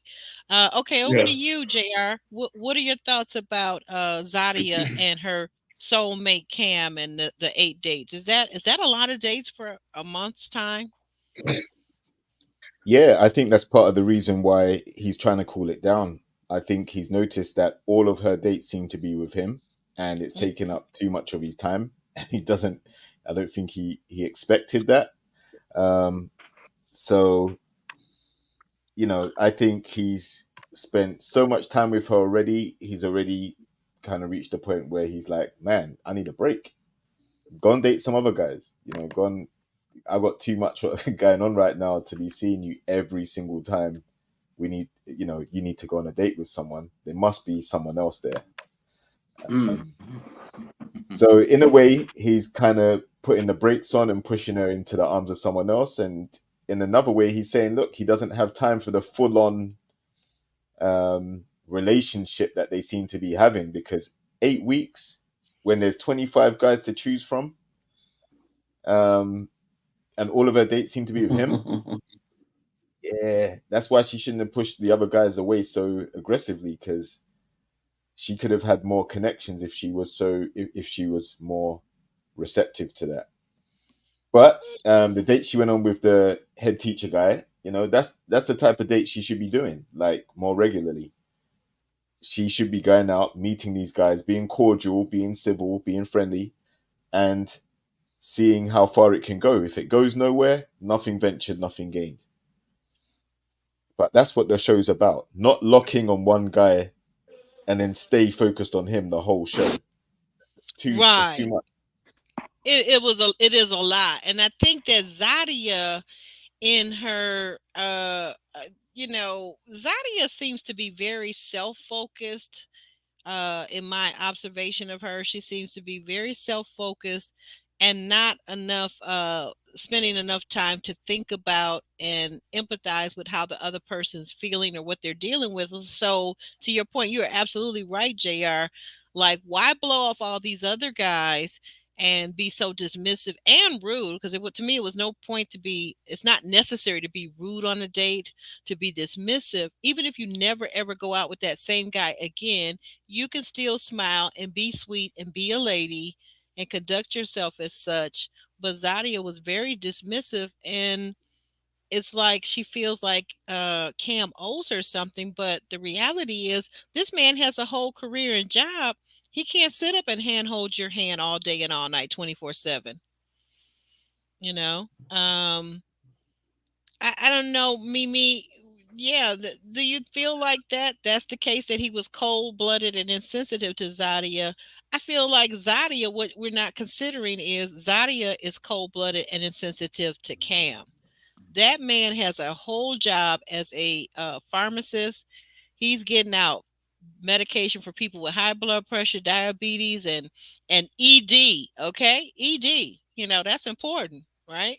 So, Mhm. so he's taking care of all these people, and he has a whole other career, because it sounds to me like he said basically in the next year or two, I'm going to be set up where if I want to retire or whatever I want to do, I'll be able to do it. I'll be able to buy these extra properties. So here's a man with a plan, which is what we women are always saying. We want a guy with a plan, with a vision. She's found her guy, a guy that's actually a leader, and now she's trying to find fault with the guy who has a job, who's busy working. We Hmm. can't have it both ways. You can't have a guy that has all these finances and he's sitting at home twiddling his thumb. Because how is that earning him money? I don't understand. Exactly. But then she still chose to keep him in the end. So it's something that she really likes about him, even though it's a conflictual time and a situation for both of them. They still have a connection. Yes. Despite all that, Yes. he's climbing the Despite ladder. all of that. She's doing what she's doing. But the reality of it is, you still need somebody up close and personal. Just because you put your energy into your career does not mean that she doesn't. You don't need a person that's there with you for the long haul. You know, he's building his dynasty, but he don't want to build it by himself. And he sees potential that he has. Right. I feel like he's I know it's an unpopular opinion. A lot of people think that Cam is playing with Zadia. I don't think he's playing with her. I think he's living in the real world, and I think she needs to come out and join him and be in the real world with all the rest of us working stiffs that actually have a job, that have to go to our job to pay our bills, to build our dreams, to furnish and finance our vision. I think she has to join him in that. And I think that one of the things is, if I'm not mistaken, Zadia is one of those people that's an entrepreneur. I think that entrepreneurial people have to get out of the mindset that everybody like them controls their schedule and they don't have a boss, a supervisor that's over them cracking the whip saying that you got to be here on this day at this time. Those people that are entrepreneurial, they can be very self-centered and self-focused and not be very empathetic to those of us that work in corporate America, and that's just crazy. That's just crazy because you say you want this guy to have good finances. Here's a guy with good finances, and you're breaking his back. So it's like he's damned if he do, damned if he doesn't. Which one is it? What do you want? What do you want, Zadia? Hmm. But being an entrepreneur, you should be sensitive towards the fact is that he has to put all his energy in there. Because if you're an entrepreneur, then you don't have a 9 to 5. You may have a 24-hour gig, so to speak. You're on the clock all the time, every day. In some capacity, Right. you're not just having a 9 to 5. As an entrepreneur, you are always on the clock because you're creating your business and you're responsible for every nut and bolt. So you're on the clock all the time too. So you should be more compassionate towards him. Right, right, right. And Mhm. and and high vibe, you're saying the same thing that we're gonna see later on that uh the matchmaker Tamika is saying Mhm. to Yeah. uh Cam. I'm gonna talk about that in just a second. So where are we at here in these notes? Shauna, you got anything you want to say about this situation? I'm good. I'm good. Y'all keep on going, brother. Okay, all right. So in this meeting, as we wrap this scene up, Cam begins to tell Zadia once they get to their date after they've walked in holding hands. Mhm. He's having again a serious talk with her. I take the very unpopular opinion in this situation in this Mhm. scene that a lot of people may not agree with, but me as a woman, me as a I think of myself as being more of a pragmatist, unlike some women who are more romantically caught up. I like a man who is going to tell me his truth. Tell me your truth and tell me early on. He's telling Zadia in this scene, getting back to the two of them, that he is concerned that maybe he will not meet up to her expectations. She tells Hmm. him, well, by the way, what about if I just get rid of all of these guys and then you and I can have more dates, more dates, more dates? And he says, no, Hmm. that's not Nope. happening. We ain't doing that. We not doing that, girl. And Hmm. I'm with him on that. Like he got a whole two, three, four, five jobs and a candlestick maker that he's doing. And 5011, as Roro the podcaster likes to say, he has 5011 jobs, Zadia. His job is not holding your hand all day 24/7 while you sit back and chillax in New Orleans on vacation. He's actually working and doing this and committing to the show. Hmm. So if he's bursting your bubble, because I see you got your lip all poked out like a 3-year old, you cannot take it that he's telling you the truth. But I'm with Cam. Tell the lady the truth. And Zadia, maybe what you need to consider is that you are going to ease up on this requirement that you want him to come to DC. Maybe you need to start considering that you come down to New Orleans if you really truly love and care about this man or think that's where it's headed. What do you think, JR? What's going on with these two? What did you see in this scene? Mm. Well, like I said, he's being honest, and the schedule he has, he's basically telling her, look, like the only way this can work is if you're able to get on his program, which is, stick to the assignment. You were ready to move for the right guy. If he is the right guy, then you'll find out after dating the guys on the show and come to that conclusion at the end of the process. I think he doesn't want to rush it where she's incredibly locked in on him like that. Um, Mm-hmm. but Cameron doesn't strike me as a player. He just He strikes me as does. someone that is focused on work, wants to Yep. focus on a relationship, but at the end of the day, he doesn't want to sacrifice his career that he's been working for the sake of a relationship. Right. So He's not the gonna. He's. priority Mhm. that she may think she wants to be with him, he's basically saying, look, you're not going to be number one priority if you're making me choose between work and choose between a relationship. But both of you can have time in my life. It just has to work around my schedule. Right. And with the goal that I'm not leaving New Orleans. I'm not coming to DC because he said that more than one occasion to her, hasn't he? Yeah. And he said that more than once because she's Hmm. asked him or intimated more than once that she doesn't want to now move. She wants him to consider moving to where she is. And he said no. So that is the impasse because unless you're going to have a long distance relationship, it's not going to work. So she's changed the parameters of the show. If she's not ready to move to New Orleans to have that relationship that she's looking for, and it's still early, she still has to go through the process. But if she's already eliminating that from something she wants to do, then I can see why he wouldn't want to get too invested because she's not there to move like she said she was. Okay. All right. Sean, you have any more thoughts on the whole Zadia situation and the Cam and why she seems to be taking this so hard? Well, I'm gonna take the back door. I'm gonna Ooh. take the back door on this. Okay. What made Somebody, I guess the Alexa, question hit would be what made Alexa, turn the fan on. Turn the fan on, Alexa. Okay, go ahead. I'm sorry. what made Zadia move from Atlanta to DC?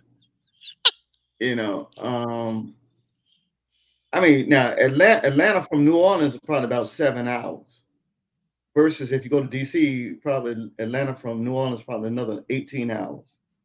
So Wow. I mean, just as sure as she moved from Atlanta to DC, she can move from DC back to Atlanta, and they can meet in Atlanta. That'll be a good compromise, um, if need be. I mean, I just don't see. I mean, because she's never said what made her move from Atlanta to DC because they realized they both grew up in Atlanta, what have you, in different parts of Atlanta. But Mhm. I'm just thinking of a compromise for the two, and their lifestyle if they could try to make it work, you know. If she doesn't move to New Orleans, she can move to Atlanta.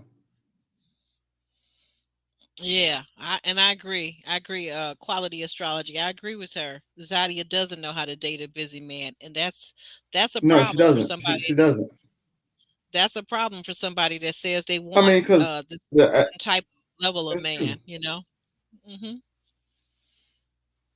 Yeah. Hmm. So, I mean, but and with certain occupations. Go ahead. right. Okay. Go ahead. I Yeah. ain't even try to Certain. talk over Yeah. Oh no, you're fine. I'm sorry. We because of that lag, it kind of works out that way when you have a lag in your internet or your computer. you. Yeah. It just kind of works out that way. I'm sorry. Yeah. Well, Go ahead. yeah. Yeah. Go ahead, Sean. certain to have a little bit more leeway, versus say for instance, if I was a school teacher, the idea is I'm going to be out during the summers. Okay, so we can get together doing more time then, Right. if that's the case. But if I'm a surgeon, I never know when I'm going to get called into surgery. Versus him being a pharmacist and a Right. photographer Right. and an entrepreneur. How does that dynamic fit? I don't know. But the idea, if Zadia wants somebody to be there with her and on her arm 24/7, or be there by her side 24/7, Cam is not the man to choose. So I Mm-hmm. mean, the whole thing is that how do we navigate each other's spaces and make it work? Right. That's That's what then they this have is to the focus on. compromise of a real life relationship. Let me ask you two gentlemen this question. I would like to know your answer.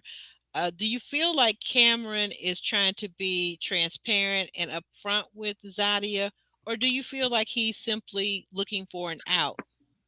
We'll start with you, Sean, since we got you on the line. Is he trying to look for a way out? I think he really genuinely cares for her.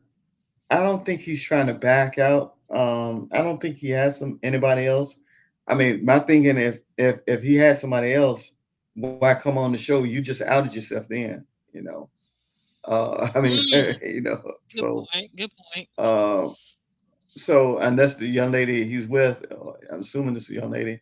She wouldn't care, you know. I don't think he's using the show for a come up, you know. Mm, I see him totally different from Kirsten, yeah, me too. right? So that's the way I look at it. I Okay. don't think he's All right. trying to. I don't think he's trying to ease his way out. Okay. Thank you for that. JR, same question is is Kirsten, is he being transparent, or is he looking for a way out? What are Who your thoughts? Cameron? Yeah, yeah, Cameron with Zadia. What are your thoughts? Yeah, I think he's being upfront. I think he's trying to not set a precedent for, giving up certain things that he knows will come back to haunt him. If he starts off the relationship that way, then she may not let him forget that or live it down. So, uh, yeah, I think he's just being upfront. And sometimes that being upfront may seem like he's trying to get out, but if he was lying and leading her on, then people would have something to say about that too. So I think we have to um, acknowledge that he's worked hard to get to where he is. It's not every day that you just wake up and become a pharmacist. Mm-mm. And the photography business, he has, I think I saw he has like 10 or 12 staff in his photography business.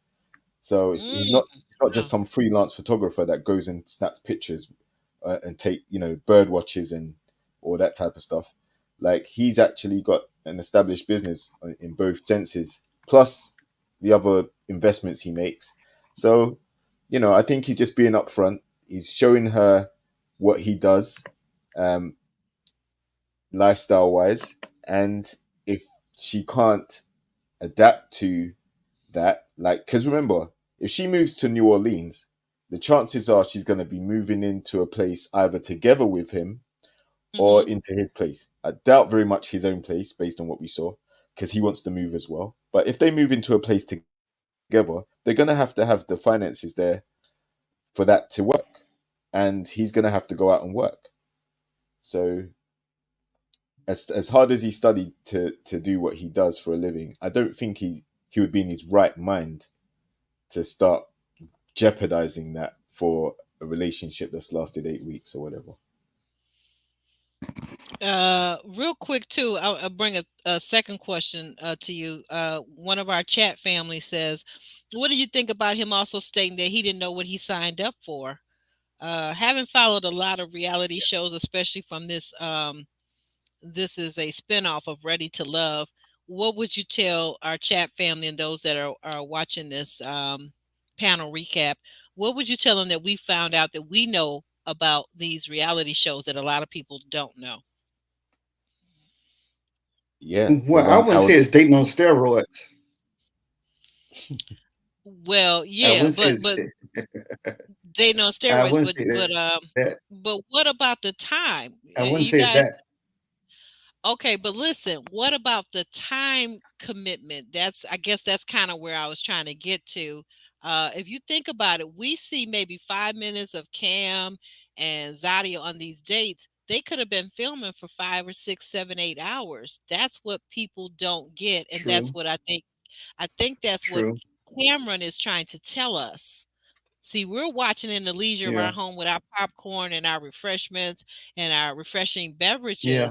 But what we're not getting is the 5 minutes we see. We're like, oh, that was a short date. They were on that date setting up the lighting, the cameras. They were getting their mics put on and taken off. Those dates, and sometimes waiting, just waiting for the scene to be filmed, even if the scene or the date itself is only an hour date. There, the wait time when you're around a set for a production is hours, and that's what Cam is Yeah. trying to tell us, and that's what he's also telling Zadia. And I think that she's taking it for granted because she's on vacay, so what does she care? Yeah. Yeah. Well, yeah, that's true. Because I mean, I guess he feel like the longer I do this, the more it's cutting into my time to make money. Because he's trying to stack. He's trying to stack. You know. So I mean, I can see why he said he did not know what he was signing up for. I mean, I guess Zadi is a professional. Cam is the rookie. You know. So, There you go. Mimi, I watched that scene more than once, more than twice. Let's just say the editing can place what they want from a time right true. before that or right after that. They can place him eating and drinking. And you're right, he was eating and drinking, but I think it just seems to me, my sensibility from watching this over and over again, that we always would say we don't want to believe that production plays a part or editing plays a part, but I don't think that happened in the exact order they showed it in. But we do see that Zadia does have her mouth poked out like a big old toddler. Like, what's going on, girl? Straighten your face up. You ain't got to poke them lips out like that. Outing. I I wish I would. Okay, Jr. What are you thinking? What are you thinking about the question with his time? What do you think he Yeah, was saying? like, so from the feedback that I've seen over the last few seasons, in fact, since I started watching, the cast members always talk about it being long days, sometimes 12 hours of filming, in various different locations. Some of the dates are coached, um, some of them are Mhm. production dates. Um, so yeah, if you have some businesses have peak times, like, or they're seasonal, Mhm. and in some cases, stepping away from work for that 12 hours, you may not be getting financially compensated to match what you would be making if you were at work. So True. I also think that, like I alluded to earlier, I don't think he expected for them to be seeing as much of each other so soon because there are 25 other guys there. Now, you could also flip it and say, well, wouldn't he be happy that out of the 25 guys, she's already chosen him? But I get the impression that at this point in time, I think he was rather like hoping for it to take longer for them to establish um, a serious type relationship. At this point, I think he just thought they would be cruising, she'll be dating around, and he would have time to still be working. The filming process is probably what he's talking about when he underestimated um, the demands of the show, not necessarily the fact that the dates with her. I think it's the fact that they're filming for so long and they have to be doing so many different things behind the scenes in order to make the show happen. And it's too demanding for how many things he has going on in his life at this time, career wise. Mm. That's a good point. You know, Derica brings up another good point that I guess I do have to consider, or we should consider, is that she's saying that while it's easier to understand a man being busy once you're in an established relationship, but what about if you're just starting out dating? It's hard to determine if he's using his work as an excuse. What would you say to that, JR? Um, yeah, I can definitely see that. But again, I don't agree that it's a waste of time. You're there to date each other, see who you connect with, see who you don't connect with. The only way you're going to do that is if you have these dates, right? And Right. he's already said to her, look, he doesn't mind if she moves around and starts dating other people. And on this episode, he said, look, it's not going to equate to more dates if she does cut off these other guys. So he's told her Right. exactly what he's thinking. And then when Tamika gets to him, which I'm sure we're going to touch on, like that was I didn't appreciate what she did. I think that was very manipulative, trying to basically downplay what he was saying to her. Um, you know, I think he does like Zadia, but I just don't think he wants to rush into it with any great sense of urgency. I think he wants to let the process play out, and that way, I think it will reinforce whether it's a good connection and the right move for them to make. Hmm. Well, Uh, well, Go I ahead. think I think Zadia sees this as serious, even though she may be narcissistic in her approach. She sees it as serious because if you look at it, if we look at the show as as a whole, Cam is the only man that she's kissed on the lips. Now, Ashley has kissed two men, Donald and Kirsten. Hmm. Sharice has kissed no man. Okay. So I guess Zadia looked like, look, if you're the only man I kissed, like, we must go together. We go together, I'm sure. You're the only one I kiss. I ain't kissed nobody else, you know. So I Wait. think she looks at that more as uh, uh, almost an exclusive thing between those two than, just like then Ashley, kissing Kirsten and kissing Donald. We don't know how much time is in between the two, what have you, but nevertheless, she's kissed two men on the lips, what have you. So I don't know. And then on the other hand, like I Mm, asked the question last week, how much is Zadia's hesitancy about moving to New Orleans and wanting Cam to move to DC? How much of her apprehension about that is tied up into Camille? I don't know. mm. Mm. Well, you know what, Sean? Also, What's that?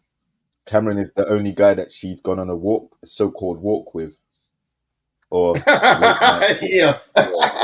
Yeah, Yeah. Late night Oh, walk stroll. oh, that's your nice Come on, Jill. Come on, pronunciation. Jill Scott. The walk of shame. The Come walk of on, Jill shame. Scott. yeah, Let's take Mhm. a long walk around the park Mm. after dark. The walk of shame. Shall we say yes? I see your right. Yeah, point. the walk of And shame. hey, Jr. We're not missing the fact too that Cam's dog seems to be very familiar with Zadia. Yeah, I mean, The Cam's dog so knows good. her. I seen you before. Exactly, and like I said, Several times. the Wi-Fi connected as soon as she walked in that in his apartment. The Wi-Fi connected, so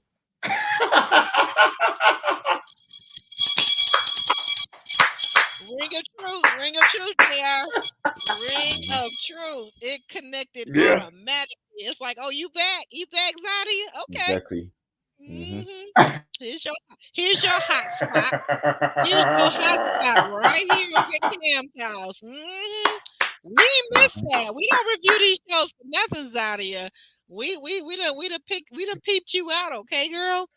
But And meanwhile, no, go ahead, go Sharice, ahead, go ahead. Sharice also has something to say about that at the end of the episode as well, right? Yes, she does. We're gonna Yeah. talk about that Oh in yeah. a minute too. We're gonna talk about that in a minute. That's right. So it's not well, it's definitely not lost on Sharice because what? Sharice was the one that was woken up at 7 a.m. in the morning, right? Uh So huh. Hmm. Sharice says she need her beauty sleep. And Don't her be waking accusation was me up. very specific. Very specific, very specific. But let's get to that in a moment. Vernicia is on a date with Tabari, and they're at a expensive, exclusive restaurant that he says Tabari is telling us has a historic reference in New Orleans, and he wanted to take her because she says, "Have you been here before?" He says, "Only on special occasion," and he has that big old cheesy smile of his, and she's just looking at him. Hmm. Vernisha don't like this man. Like we need to move on. Vernisha do not like Tabari, Nope. and I'm wondering, is this scene filmed after her scene that we're gonna talk about in just a minute coming up? We're gonna talk about Vernisha and Lizelle, but Vernisha is looking at Tabari like, boy, if you don't get away from me, why don't you? Like I seen that look before because I've given a few men that look before. Like if you don't get away from me, boy, I don't like you. Quit playing with me. So, but what do you think, Sean? What do you think about Vernisha and Tabari on this date at the restaurant? Well, number one, I want to know what the historical context of the restaurant was. I mean, don't just mention it and don't give the context of what's the history behind it. He didn't say. You're right. You're right. He didn't. Um, Even if you didn't call the name of the restaurant, at least tell how it's historical. Um, Hmm. but Yeah. I mean, to me, the restaurant scene was just a space filler to give us an hour worth of TV. That's all. I Okay, mean, but the didn't date, really like, do you feel that the she's date, the into date, him? the And what about the talk about the spirituality? Let's get to that. Let me direct you a little bit more. They're talking about okay. spirituality. He asked her about what is her spirituality, and she says that she's non-denominational. Let's go from there. I think those are guided questions. I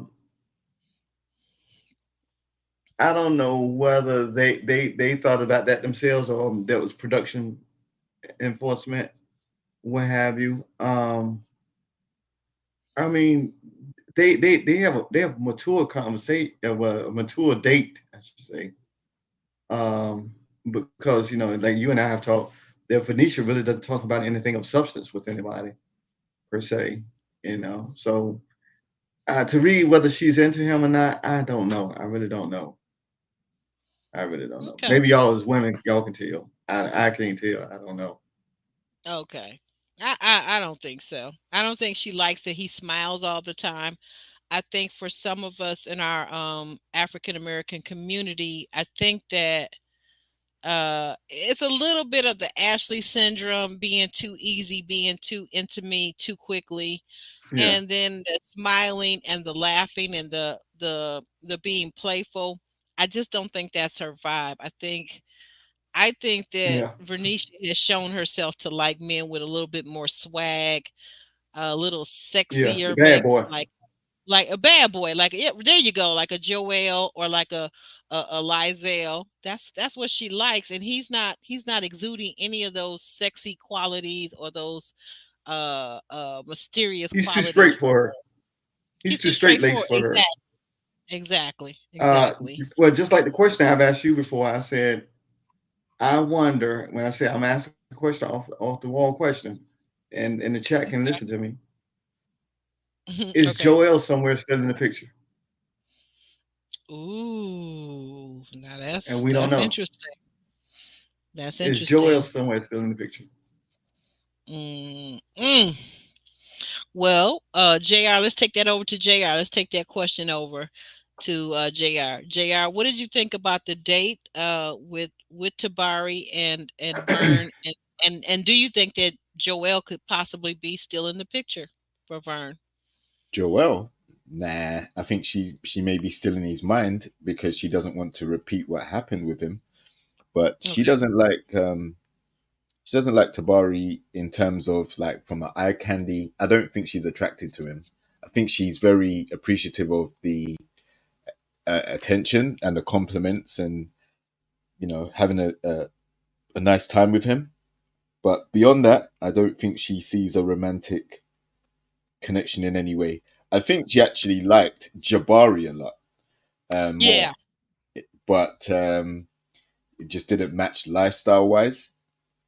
But Tabari, I don't even think they match lifestyle wise or aesthetically. I think he's just polite and she appreciates that. So there is no interest there to pursue anything serious with him. I don't get that impression at all. Mm, okay. Okay. And Joel, you say he's definitely you don't see him as being part of the equation at this point. Jr. No, no, it ain't nothing going down there. I was saying, when and just real quick, to Sean's point when he asked me this, I'm like, well, why in the world would Joel even be able to reach Vernisha? Like after after their time on Ready to Love Houston, he would never be able to reach me. Like he calling me from a burner phone, he calling me from the gas station, he calling me from somewhere because every number that he got that I know about is blocked. Okay, so Mm. how is he even reaching me? Like what? She Yeah. ain't feeling Joel. Hey, Like baby, we I saw, miss you, baby. I miss you, baby. listen, we saw how she felt about anyone from her past returning. There is no Yeah, way she's interested in she Joel. said that. She just has that in the back of her mind that she doesn't want to repeat what happened there, where she fell for a guy um, and thought it was going to work, and then he wasn't moving at the same speed that she was after she locked in on him like that. Mm-hmm. So I just Um, think she doesn't want to repeat the same mistake. Oh, okay. That's a very good point. She doesn't want to repeat that same mistake. We're back for this scene. We're back to all four ladies are seated and in front of the matchmaker Tamika in the living room, and they're having that uh, uh, end of the episode chat with the living room. Cherise, so Tamika's asking how did things go on their dates. Cherise says that her time with Maurice was good. He actually opened up and he talked and he explained himself quite a bit more and that she likes it. We move on to Ashley. Ashley says that she's not sure. Kirsten did give her flowers, card. He seemed to be interested, but she's not sure if maybe he's a time waster. We move on to Vern. Vern says that Lizelle, also known as Mizelle, I'm sorry, I'm sorry. Wait a minute. Let me back up. Tamika tells Vern, she says, now, Vern, you went out with Mizell, and that was a teaching lesson. So I think that we should pay attention to the fact that that was a teaching lesson because there's something that Tamika wants Vernisha to learn. And I'm not so sure, having seen what Vernisha says next, I'm not so sure if Vernisha actually got that. But Vernisha says that he thinks he's a ladies' man, but he can't handle her. She didn't say that line about players can't play one another, but she does mention that Sharice, that Mizell asked about Sharice and that he wants to see Sharice again. That was quite interesting. Um, and so then Zadia, on to Zadia. Zadia says that her date with Richard was great. She wouldn't mind, and I noticed that she used the word mind. She wouldn't mind going on a second date, but she moves on to Cameron and she says, well, Cameron has flipped everything upside down. She wanted him to not be okay with her dating other men, but he seemed to be quite okay with it because he said that no matter what, he doesn't have more time and more dates to give to Zadia. What did you guys make of all these revelations and these comments that were made to Tamika? What did you guys make of that? I'll go with you, Jr. Uh, I think um, I think that I'll start with Venetia first. I Yes. think her relaying the message to Charisse was a sign that she is clearly over Mizell. Whatever interest there was initially is completely gone now. And Mm-hmm. when he said that he wanted to talk to Charisse, I think that really crushed her ego a bit. Again, I think it's a case where she probably wanted him to show a bit more fight, just like Ashley has been trying to get from Kirsten. But Charisse uh, did the right thing and said no, she ain't interested, because what, he had his chance. He was interested in enough at first, then he went cold and suddenly start exchanging numbers with Venetia. So that was a very snake move on both of their parts, and she doesn't want nothing to do with him now. That's his punishment. He's gone. Um, with Zadia, yeah, like she's only dating other guys because Cameron told her to. Like, if Mm. Cameron was more locked in and giving her more time, I don't think she would be so. I don't think she would want to go out with anybody else. I think she would be locked in on him. So she is doing the right thing as well. She's listened to what he said and she's acting accordingly. And that's what she should be doing, exploring the process and make sure that the guy you do find at the end is the guy that you've got the most chemistry with after going through the process, not just jumping on the first guy that attracts you. And then, Right. yeah, What about our girl, my girl Sharice? What about her? yeah, Charisse. Yeah, I like I said, I think she likes what Maurice is doing, what he's bringing this time. Um, I'm, I think she's definitely come a long way in a short space of time from where she was, but I think it's also kind of like last chance saloon. Like, she's tried other guys after eliminating Maurice, and none of them were even close to Mm. attracting her. And like I said, Mizell was only for like 2 seconds. So yeah, I think she's playing it safe with Maurice right now. And then Ashley, when Ashley expressed what she's been going through, um, I think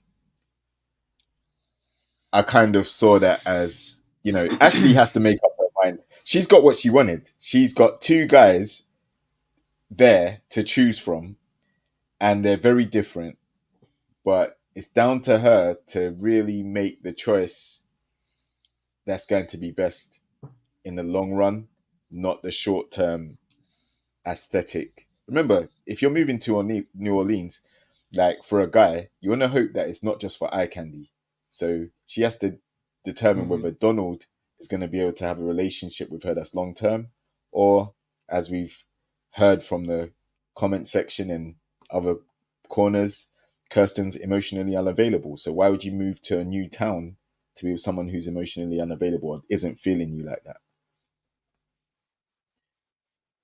So yeah, I think the most interesting feedback, however, was Okay. about Sadia, because that's why um, Tamika went and had a word with Cameron afterwards. She didn't like what she heard. Mm. And we're coming to that. We're coming to that because I know you got some things to say about that, about what Tamika said to um, what she said to Cam, and how you felt about that, or whether you thought that was good advice or not. Oh, D, that's a good question right there. Ooh, that's a good one. Okay, so let me get back up here to my notes. Um, hmm, okay, the ladies asked. Doody doody doody doody doody doody doo. um, so we're at the mixer finally. And okay, so now here's where we're going to insert the first scene. So let me slide back up to that note. We're gonna insert this because I think this has a bearing on the ending of this episode, right? So, because in the first scene we Mhm. picked up where we left off last week with Vernisha and Lizelle on a little cafe date, right? And Vernisha basically said that she didn't want to see nobody from her past. She couldn't imagine who it was. Turns out it's Lizelle slash Mizelle. Um, and we left off with Vernisha asking him if he was still interested in Charisse. And after a very long pregnant pause, Mizell says yes. And actually, he wants her to tell Mm. Charisse that he's still interested in her. And boy, did my mouth drop wide open. JR, lead us in what you think. What is going on with this mess right here? What is going on between these two people that are displaying very sneaky behavior? Yeah, I think Mizell just got in trouble for what happened, and he was trying to make amends with Charisse. I don't think he wanted to go out on the way he left looking. Mm-hmm. Um, and yeah, like I think he was initially attracted to Benicio, but the amount of heat that he got, um, yeah, he tried to make amends. And Charisse shut that down straight away. She didn't even want to see him again. It's a no no. And Venetia, like I said, she's quite happy to let him go because it felt like she was second fiddle. And I think she wanted to be the prize in the situation. She gambled by giving him her number and wanted to pursue where it goes. And her line about you can't play a player, you know, okay, so are you a player then, Venetia? Because that's what you're accusing Mm. him of being, right? So Mm. are Right. you a player as well? So yeah, I don't see Sharice being invested in Mizell at all, and I think um, I think Venetia was slightly more invested because she had hope that their sneaky little exchange of numbers would lead to something. I Mm-hmm. know exactly what I think it Exactly. what she was hoping it would lead to, but we ain't gonna talk about that here. This is a PG-13 show, so Hmm. what about you, Well, we Shaw? read What? in between the lines, Mm-hmm, so we can read in between the mm-hmm. lines on that. Oh, I think. some people say a broom closet might have been good, but okay. But go ahead, go ahead, go ahead. Oh yeah. Um, I, I think technically, like I was telling you, Aubrey, that if there was a time to lie, that would have been the time to lie. And she said, "Well, are you still interested?" No, I ain't interested in Sharice. No, that's why I want to see you. That's why I wanted to get your number. And talk to you. I mean, if he was gonna play it smooth like that. And I'm sure she would have Right, smiled from that ear would to have ear. been She would have smiled from ear to ear because it had to be some kind of interest there for her to give him her number. Hmm. And she cannot say that. Well, I mean, I thought everybody was just fair game, but no, it was something about him that she liked. It was something about him that Hmm. she liked. That's the reason why she gave him her number. She liked this. I think she's attracted to that bad boy style. My mind goes back to when she was on her season of Ready to Love. When Joel met her ex. Dude was like a little thug. I guess. So I think Venetia is attracted to that kind of guy. And back what we were saying just a few minutes ago, that Tabar is too straight laced, and I think Maziel has a little bit more edge to him that Venetia likes. Hmm. And she was hoping he was gonna say that, she was. I mean, her energy, her attitude was a reflection of him saying that Sharice, he wanted to see Sharice. That's all that. No woman wants to hear you talking about you come to want to see another woman. no, That's all. No, that was stupid. He no. played himself on that one. I was waiting for Venetia's lips to start poking out like Zadia's had earlier. I mean, like No, she was no, all they but probably she they probably rolled. cut it. They probably Yeah, cut it. She yeah. probably cussed him out. Oh, okay, Hmm. that's a Probably cussed him out. possibility. Cause she did cut some eyes. They left a few parts in there where she cut her eyes, and you know that old expression that if looks could kill, he be a goner, Hmm. right? She was Hmm. Oh not yeah. having that. And then she kind of blessed him out very politely, because she told him, she said, well, you know what, you should just stand in your truth. You should have just said, but instead you played all these games. And then we see him in a confessional saying, well, you know, she might feel it like I tricked her, or I did this and that and the third. Lizelle, come on. You guys are both it's like the pot calling the kettle black, the two of you. Pot meet kettle, kettle meet pot. Yeah, Mhm. that's exactly it. So let me slide back down here on my notes because that was the first one, and then we're going to get back into and how I feel like this has okay, so at the mixer, Vern is upset with Tabari for not calling or texting her earlier in the day. Now, is it just me? And this is where I tie this in my mind. I feel like Vern is just hot, mad, disappointed, upset about to poke her lips out and start pouting because A, she already don't like Tabari, and then to have Mizell cut her down and say Mhm. on camera that he wanted another woman, one of her housemates, Sharice. Vern was just outdone. So I think she carried that whole attitude and that energy into the mixer with Tabari. So she just wasn't in a good mood. What do you think, Jr.? I think you're right. I think What? that's exactly what it is.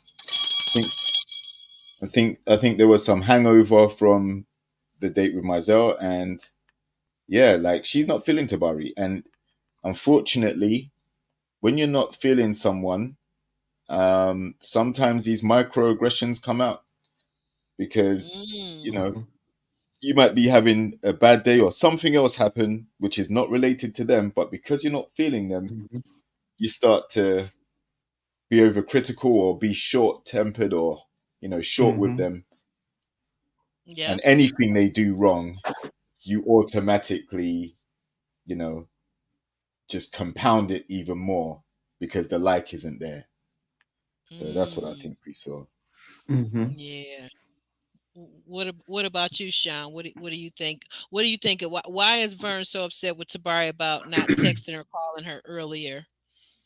And why did she just simply Well, text or call him? I guess is a question. that's what I was going to say. That it's reciprocity. I mean, if the man, I mean, I don't know what was filmed first. I don't know whether they filmed that scene first and then they went to the historical restaurant, what have you. Okay. I I can understand that, but the idea is that the phone works both ways.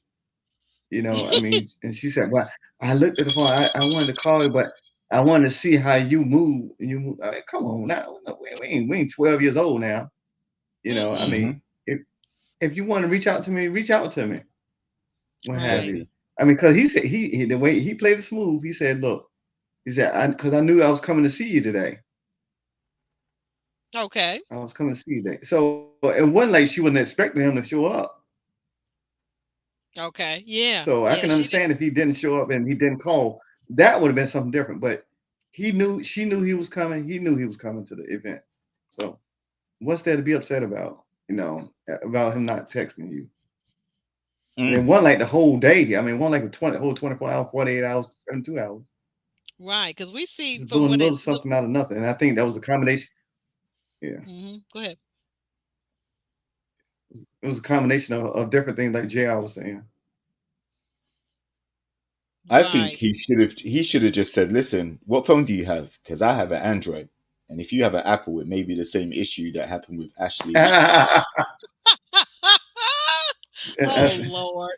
Oh Lord. Not the whole she Android erased the Apple phone call. issue. She erased Yeah. it. Hmm. She erased the Oh, messages. oh, you talking Well, well, see, I told talking you, I about showed you, I sent Ashley? it through. I told you.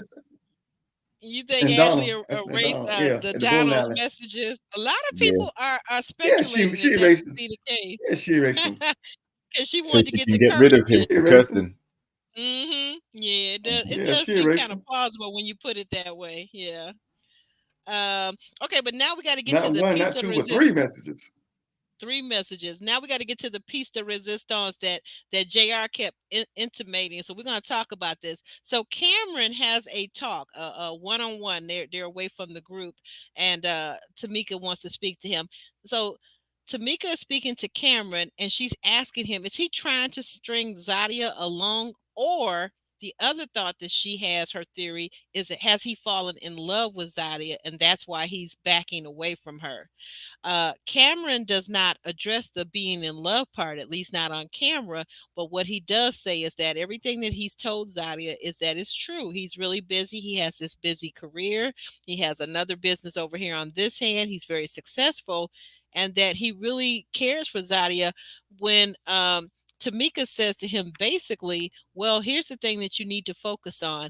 Can you live without this woman in your life? If she were gone tomorrow, how would you feel? And I take the very unpopular opinion that I have to agree with Tamika.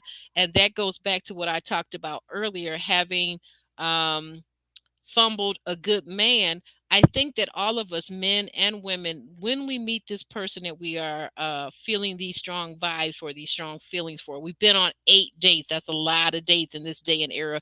When after 3 dates, people are ghosting folks, or even after 2 dates, people start ghosting you. 8 dates is a lot of dates in a short period of time. So Mhm. he has to really ask himself, what are his true feelings about this woman, and what does he want from her? And then he has to move accordingly. And even if he's afraid, sometimes in love and in life, you have to take leaps of faith, right? Mhm. That's what I'm thinking, and that might be very unpopular, but that is what I feel. But I'm gonna defer to Jr. and Jr. is gonna give us his thoughts on this situation with Tamika Yeah, and Cameron. yeah. I didn't like what Tamika did because the thing is, like, he expressed exactly what he's been saying to Zadia about his situation, Okay. and I understand she's a matchmaker.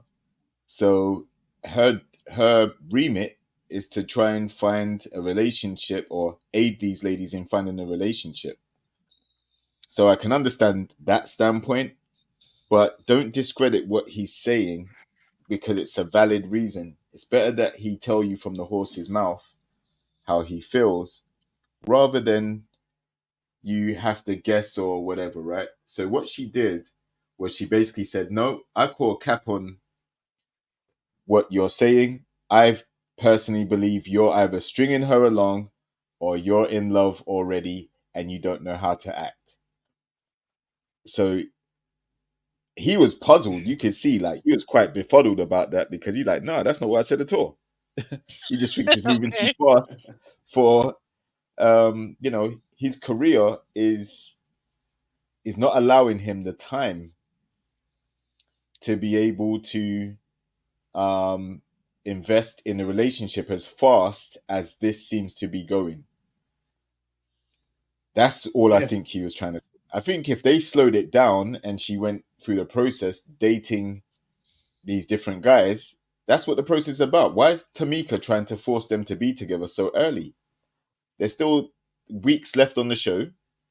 There's still, as far as I know, they've recycled the same guys over and over again. We've probably seen only like 10 guys, like 15 more. So I think that Tamika's interference, yeah, I agree. There was definitely some pushiness on her part, and it confused Cameron because I think he was trying to basically let her know how he really feels, and she was trying to put words in his mouth or, you know, tell him that he's kind of admonish him for hmm, wasting Zadia's time. I don't think he is. yeah, You don't think that and that that's my Cameron point as is well. Nah, I don't think he's wasting her time. I think he's been upfront. Like, he's not playing no games. He's right, Yeah, told right. her, "Look, I'm working." It's not like he's saying, "Look, uh, man, I had I this got something to conference do. to go to, and then now, yeah, I just wanted to chill out. I didn't want to call you." No, they've been maintaining contact from what we've seen. They've been speaking regularly. They've also had a lot of dates. I just think it's the speed of everything plus the hours filming, and it's taken away from his actual work.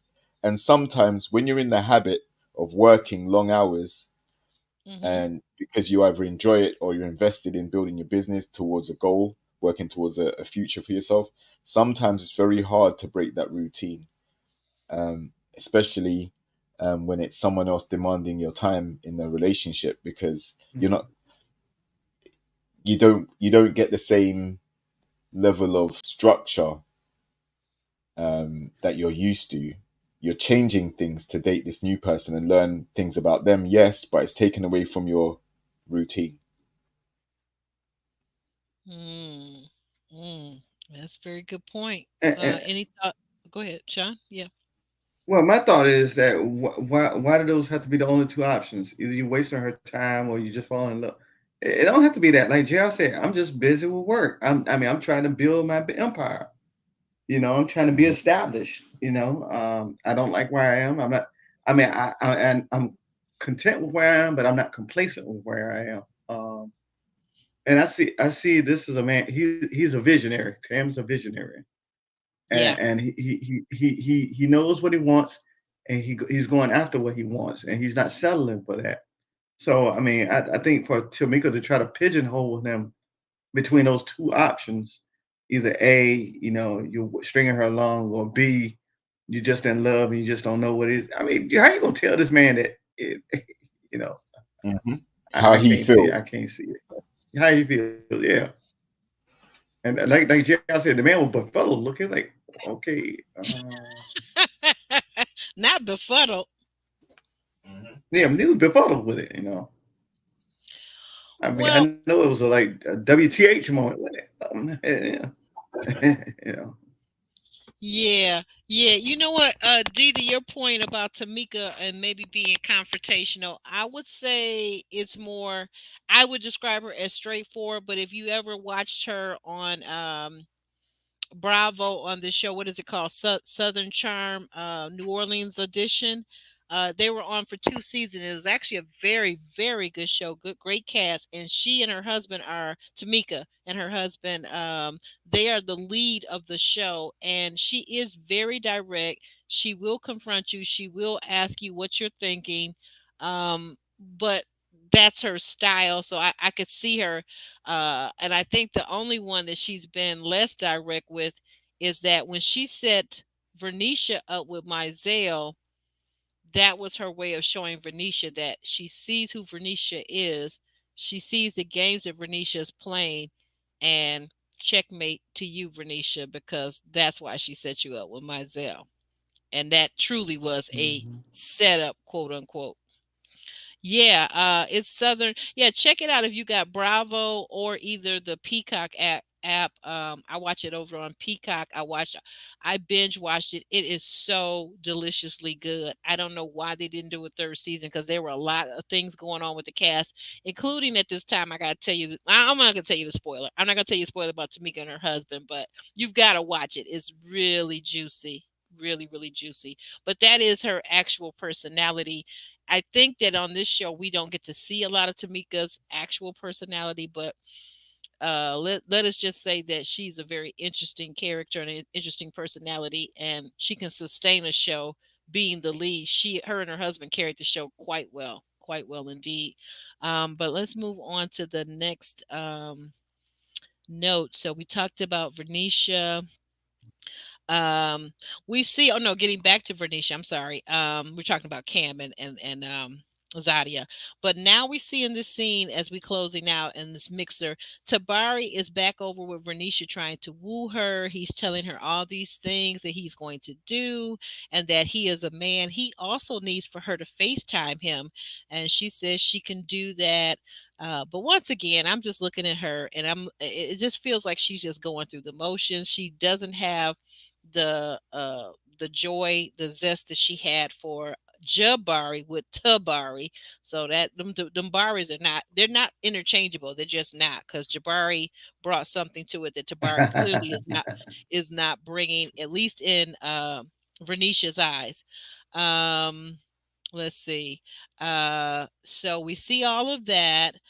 We see Ashley with Donald, and Ashley is telling Donald that she has decided, and of course, they got to take the long route around everything. But she says that she is decided to keep Donald, even though she brings up once again about this other man, i.e., Kirsten. But Ashley tells us in a confessional that she wants more passion with Donald, that she needs more passion. What do you make of that, JR? He only just come back, and I mean, how much passion are we talking about? Are we talking about the Hot and heavy jiggy time. jiggy type of passion, or Hmm. you know, she wants him to profess undying love, or like, you know, um, and if she gets it, is she going to be really open to that coming from him, or is she just doing it to overcompensate for the fact that her and Kirsten aren't working? Um, because from what we saw, like she agreed with, like, Kirsten's bought her the flowers and the rose and everything. So Mhm. now with Donald, like I said, she tried to set the cat amongst the pigeons, as they say over here. She tried to get him on his toes, basically saying, "Look, like there's another guy," and da da da da da. Right? So that's not gonna make a guy want to be passionate. Like Nope. there has to be a level of reciprocation. Like I'll put it like this, right? Imagine you're with someone, like you're on a date or you're getting to know someone, and they prompt you to do something rather than you do it out of your own natural instinct or your volition. It's different, isn't it? Like if you Right. have to tell someone to do it, if you said, you know what, I want you to um, massage my back. It's different if he actually, on his own volition, just got up and started massaging your back for you. You would see it Hmm. more as a Hmm. as something that he wants to do, he's expressing. But if you have to order him to do it, it takes the fun out of it. So I Hmm. think when she said that passion comment, I want you to be more, it kind of puts him in a place where, okay, now I can't do it naturally. I'm doing it because she's told me to do it. And it kills the vibe. Well, one other question to you, JR, is what do you think Ashley, what do you think she means by passion? And what does she think she means by that? Like, because passion could be different for different people. She wants him to outdo Kirsten. Kirsten bought her flowers and chocolates. Hmm. Donald, I want to see more passion from you. What are you going to do because Kirsten bought me flowers and chocolates? So I want you to come better than that. Again, it's this whole competitive thing. She wants to see who does the most for her Hmm. in order to feel wanted, Hmm. which is okay in moderation. But you're putting this guy on the spot now rather than allowing for him to do it organically. Mm, okay.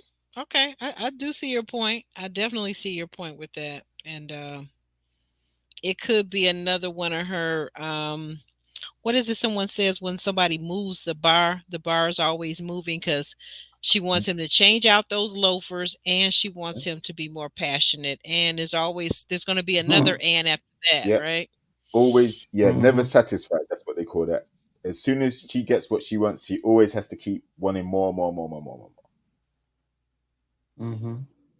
There's always going to be something wrong or something to critique. And that's why I was saying she's hypercritical earlier. Like there's this thing where she has to keep jabbing at certain things about him. You Mm, have to take yeah. the rough with the Hmm. smooth. You have to take the person for who they are. And Right. then there's no Mr. Perfect. No, So it's better to have an 8 out of 10 or a 7 out of 10 than have a 3 out of 10, right? definitely all day long and twice on Sunday, as my mother used to say. Yes. Yes, I think Donald is making the mark in so many other areas. Because look at this, look at how he validates her verbally.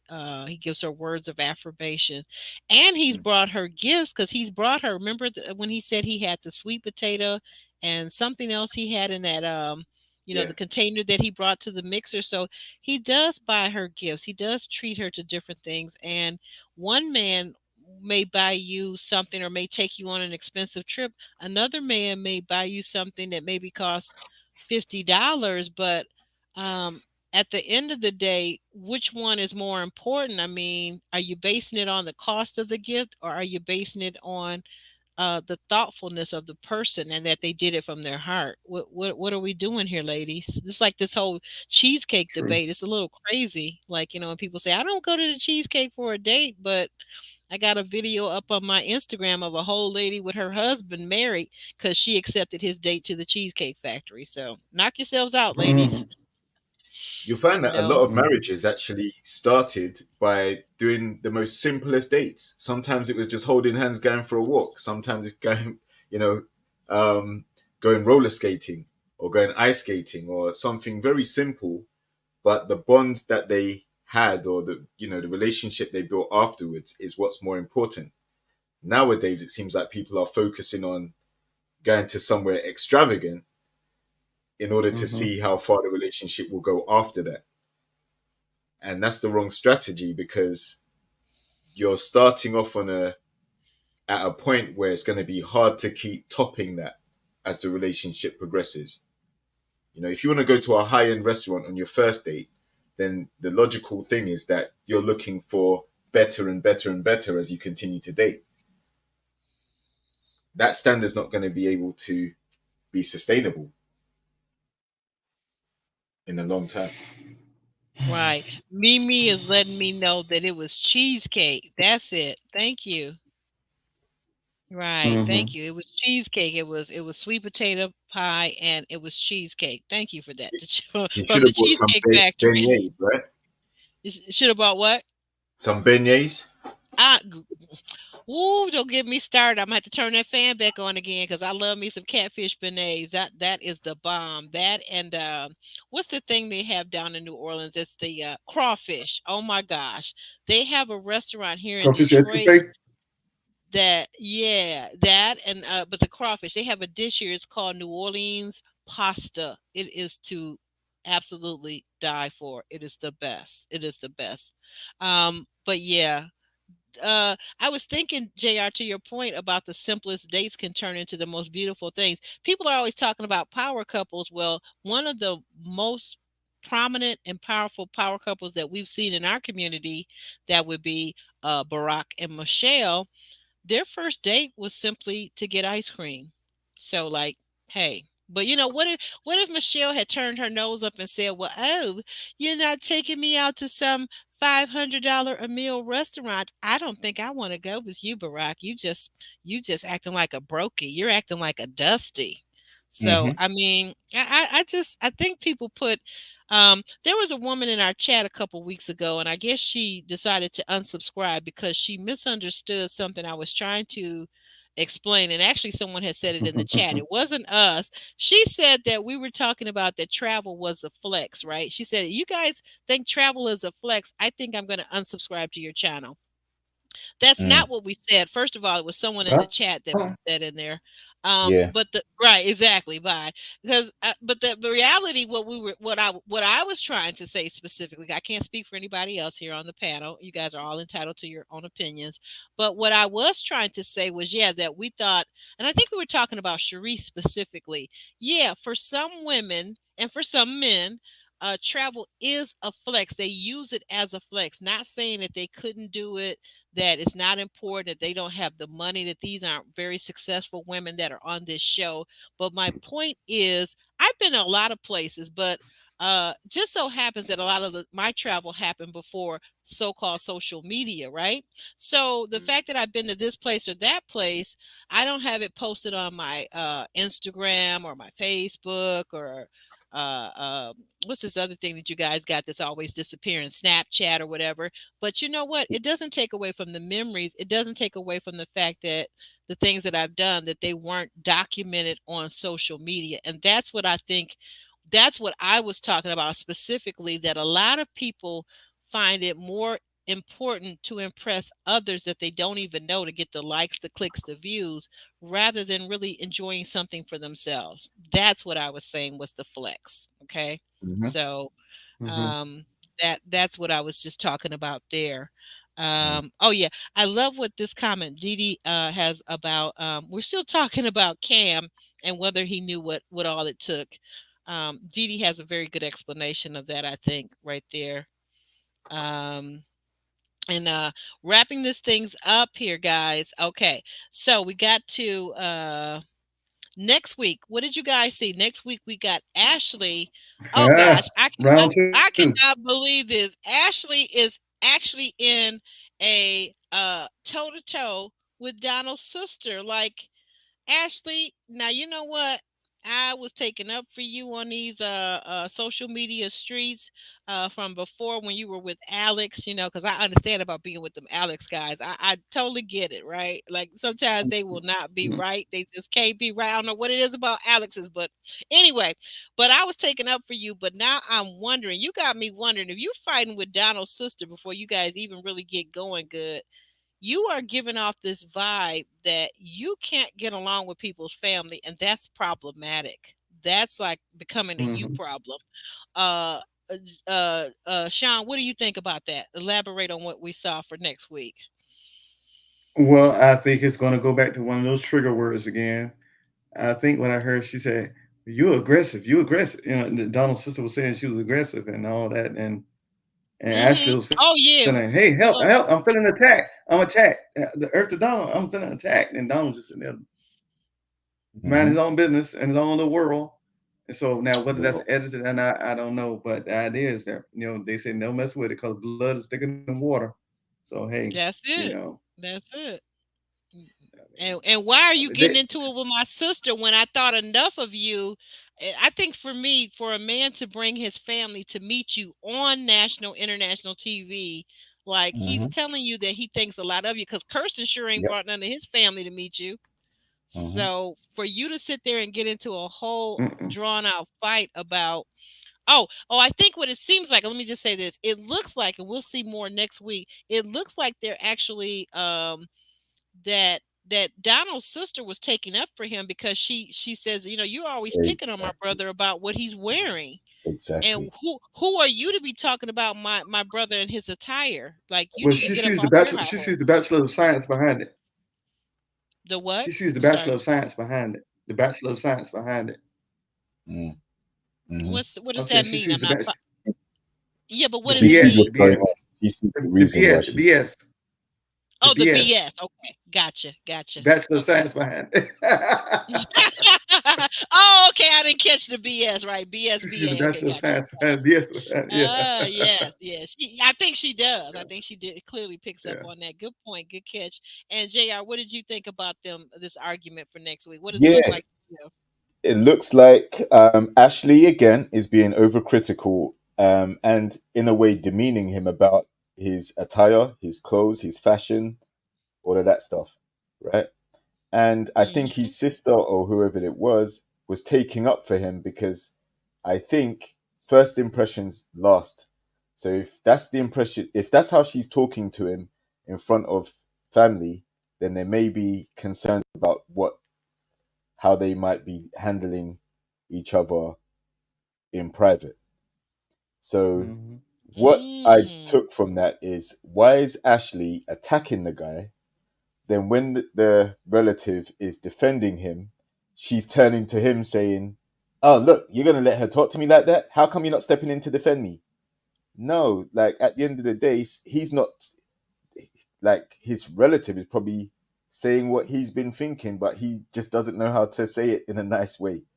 Why are you Yes. always critiquing my why are you always picking something about me that you don't like? To do it in front of family, that must be very embarrassing. And to do it on TV in front of family, that's embarrassing. So he looked like he was kind of, regretting at that moment the date. Um, Hmm. but Ashley, I think she was very wrong to be again picking on something, and I'm glad that Hmm. his family member stood up to her. Mm-hmm. He's not gonna pick Ashley over his family member because they're not invested like that yet. And so yeah, for her to expect that is kind of unreasonable, and it's again some sign of neediness or the need to Yeah. prove something. And you've only just allowed this guy back on the show after dumping him for the messages. So you have to take some time to get to know each other. It like I know for like personally, if I introduce a lady to my family, then I Mm-hmm. really am considering her very seriously as a relationship, potentially more than that. Like and it's not because I want their approval, but I want Right. them to Right. know who that you're the with. person I've chosen to be with, I want you to meet the person I've chosen to be with, right? Right, right. Because at that point, And it's already a choice, right, Jr. exactly, exactly. So even if they're not 100% gonna get on, but at least you know who I've chosen, and the reasons why are for me personally. But I'm showing you this is the person that I'm invested in. This is who I want to be with. This is who I want to make it work with. You know, and I wouldn't like if the girl I've introduced to my parents starts going back and forth with my sister or my mum or my dad or anything like that. That would completely put me off that person because I'll be like, you have no respect for Mhm. my family. Like, if you Right. don't respect, like, you don't have to agree 100%. You're only there to introduce yourself, and they're going to ask you a That's few questions it. because they have to vet you as well. Like, just like I've vetted you and you vetted me. My parents or my siblings will want to Hmm. meet you, and they'll probably want to get to know you a little bit too. Um, and then privately, Mhm. after the date, sometime later, they'll tell me their thoughts or opinions of the lady that I've chosen very candidly. Right, right. So But yeah, is I, she I think understanding actually again self-sabotage with that one because self you're trying to get a sabotage? glowing report from his family, and you kind of failed if you started going at his relatives like that. Yeah. Right. Because, like, I was just going to ask you, JR, did she understand the assignment? The assignment was simple: meet family, make good impression. Two things you had to do: meet his Hmm. family, make a good impression. That's it. That's all. Exactly. Not demoralize the guy in front of his family and try and embarrass him. That's not conducive to what you're looking for. Yeah. Well, Derica if you agrees know, with you. Go ahead. Go ahead. yeah, if you notice, and I think in dating with these shows, two people dating are like the windshield and the back window. We use those two to drive by, either the back window to back up or the windshield to look forward when we're driving. But family can be like the side mirrors. And if you notice on the side mirrors, there's something written on the side mirrors that's not written on the windshield or the back window. What's written on the side mirrors? It says objects in view may be closer than appear. So the family sometimes can catch the blind spots, the things that are in our blind spot that we don't even see, Yeah, Exactly. you know. Exactly. And I think that's what I mean, because sometimes we can get so close to the situation we don't see it. But family members can be that serve as a side mirror to show us, hey, this car is right on you, right next to you. How many times have I almost changed lanes and there was car right next to me and I didn't see it, and not that I Hmm. didn't use my side view mirror, but it was not angled enough so I could see the car that was on my side, right? yeah, And so I think that's what Blind family spot. members are like. They let you know that they cover those blind spots that we can't exactly. see. You know, um, and Great I think analogy. and I think that's what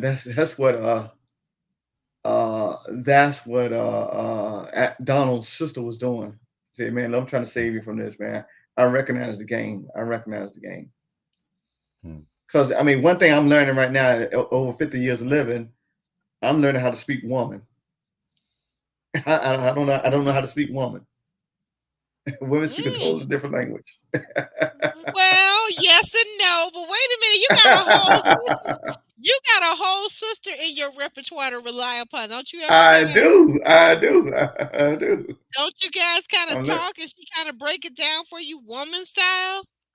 Yeah, she broken some things down for me before, but I'm learning how to speak woman. Mm, okay. All right. I don't know about that one now. What you mean you don't speak? Well, I don't speak man either, but you, but you don't I, speak I get man. I don't. I don't. But you know what? I will get a friend to break some things down for me and give me a There you go. honest to goodness perspective on what does that mean? What does he mean What about is he that? What does he really mean about saying? that? What does he mean by that? Yeah, But we yeah, don't need to speak like each other, but we need to understand each other. you know, There you go. communicate and There, understand each other. Um, there right. you but go. That's Sean, you bring up a valid point. Like when we're in relationships or or dating or whatever, we can only see through our lens, and our That's it. feelings guide That's usually it. how we see the person as well, our feelings toward the person. Whereas an external um, person, like a family member, they know you for a long period of time. They know Mm-hmm. things about you and have observed you Mm-hmm. over the years. So when they meet this person, they're now matching how you have been in their eyes compared to the person that you're now introducing them to. So that's why they're Mm-hmm. able to pick up the blind spots, because they don't have that emotional connection or feelings or investment to color their view. They're seeing it from an abstract, That's true. an outside perspective completely. They're meeting for the first time, and Hmm. they may have heard some things, but they're getting to know them personally. And then usually they take into account the fact that they've known you longer and what their opinion is of the person, and they combine that into giving you feedback. Mm-hmm. Yeah, that's a very good Mm-hmm. point. I love what you said, JR. I also love, I really, really love what Sean said, and the analogy that he gave us so brilliantly of the blind spots and how our Mhm. family acts as mirrors, or they fill in our blind spots. Because here's the thing I'm going to add to this, it's very quite simple, is that our family members, they haven't laid down in the bed, they haven't caused that our person to take a walk of shame or any of those things. So they're not invested in the person like we are. So they do No. have a typically a clear lens in which to view the person, to see, is this person seem to be kind? Do they seem to be kind to us? Do they seem to be affectionate? Do they show affection? Do they give us little PDAs? Do they seem to really want to be with us? And I would say, as if I were a sibling to someone, and I had a brother, if I saw a woman or heard of a woman just putting my brother down, the way he dressed, his loafers, his shirt isn't high fashion enough, or whatever that thing was, I would also be quite upset. I know that my brother is a good man Mm-hmm. and he's a good person. What does it matter about his loafers? Like, what are you wearing that's so all so fantastic? What is it? Like, this is a good man. And when we diminish people because they don't have Yeah. the same fashion style that we have, that's not good. That's very superficial in my opinion. Exactly, and that's what Kirsten did with Ashley, isn't it? With the Yeah. nails thing, he commented about her nails, and Hmm. um, you know, it wouldn't be nice if someone said, um, someone made a comment like, Ashley, um, why do you wear your hair short? Why is it always blonde? Like, man, I'm Mm. sick and tired of seeing it blonde. Can't you do anything else? Like, Ooh. everybody would be on his neck, and rightfully so, because they know that that type of comment is against something Mm-hmm. physical, and it's demoralizing and demeaning, right? And Right. if Mm-hmm. you're getting on him about his shoes, I mean, listen, he probably has Jordans, he probably has other shoes, Oh. but that's what he wants to wear to feel comfortable. Why are you so controlling that you're now trying to tell him what shoes he can and cannot wear so early?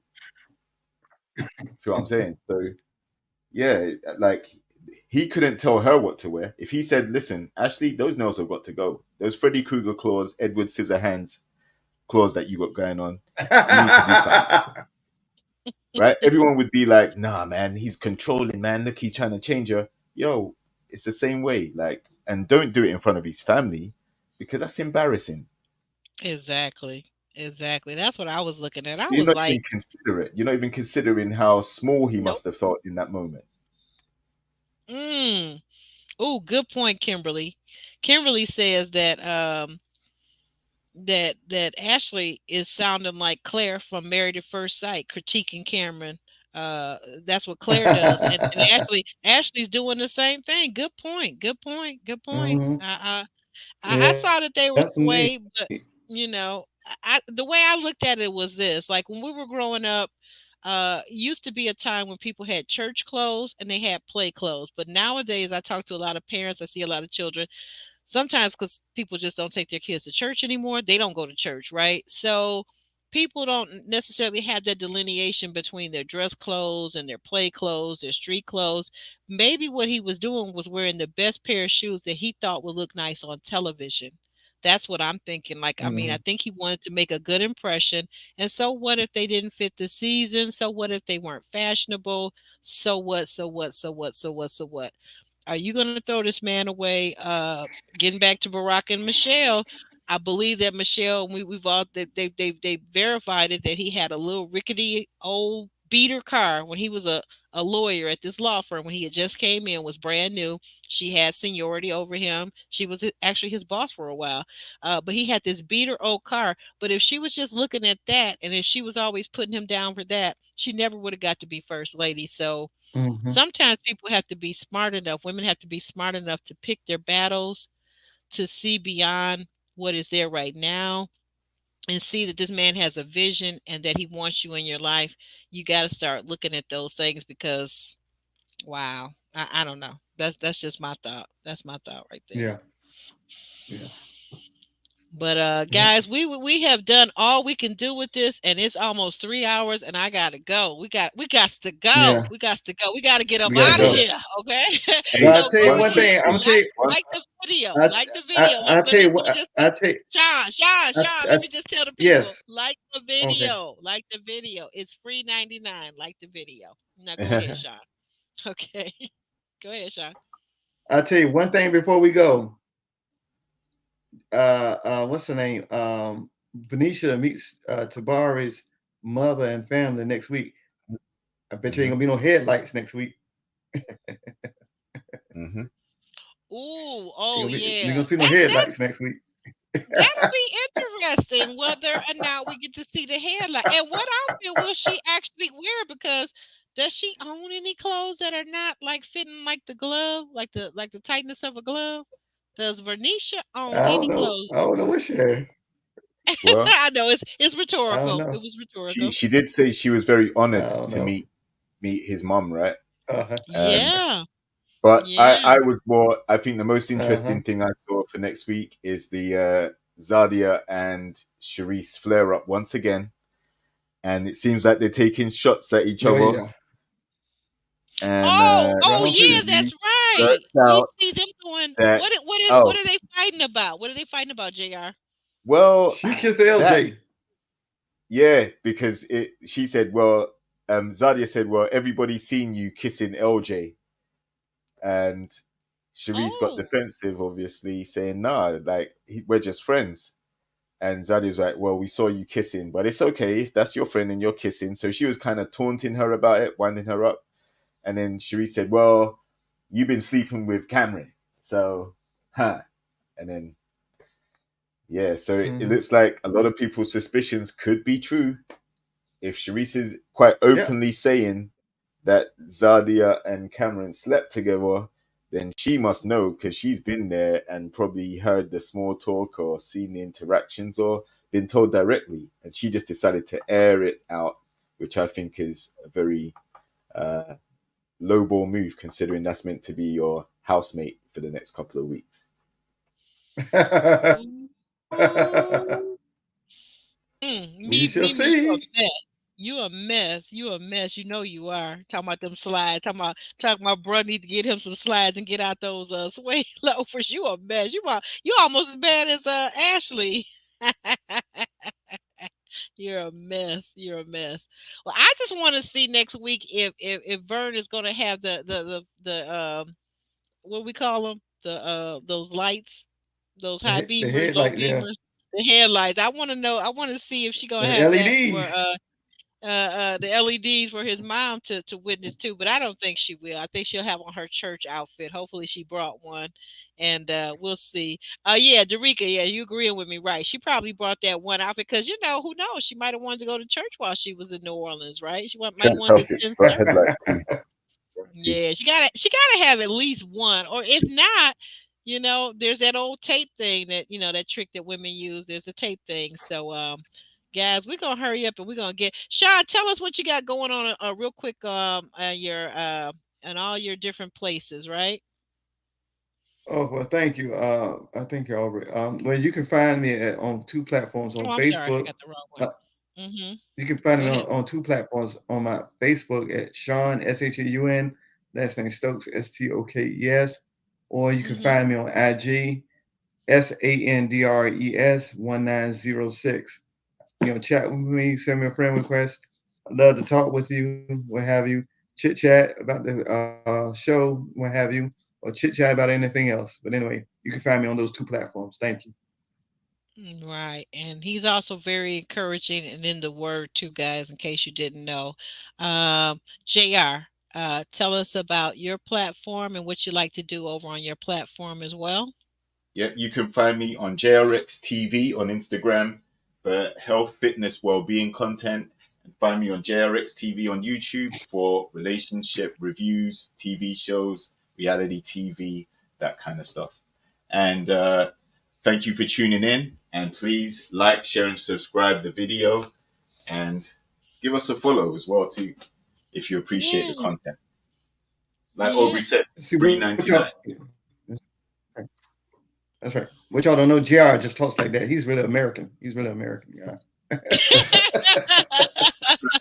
Yeah, and if you missed the first part of this live recap, you guys will find out that it's possible that these two actually can be roommates because he was on camera earlier, and I don't uh, know. Those backgrounds are looking very similar, very, very similar. Guys, we be got the sure same also to interior designer. right, right, right. Guys, be sure to also check out our maths live recap. That's Married at First Sight. We did that earlier today. We do that every Sunday at 4:30 p.m. Eastern Standard Time, which is 5:30 UK, right, JR? Yep, that's And correct. we're here doing this live recap until the show is over at 6:30 p.m. Eastern Standard, which is also 11:30 UK time. And in the meanwhile, guys, we're going to shimmy and shake on out of here. Won't you guys say goodbye? Bye. Peace Later. out. Peace. Peace out. All right. See you Love you next. guys. Thanks for hanging in there with us. Thank you. Bye now.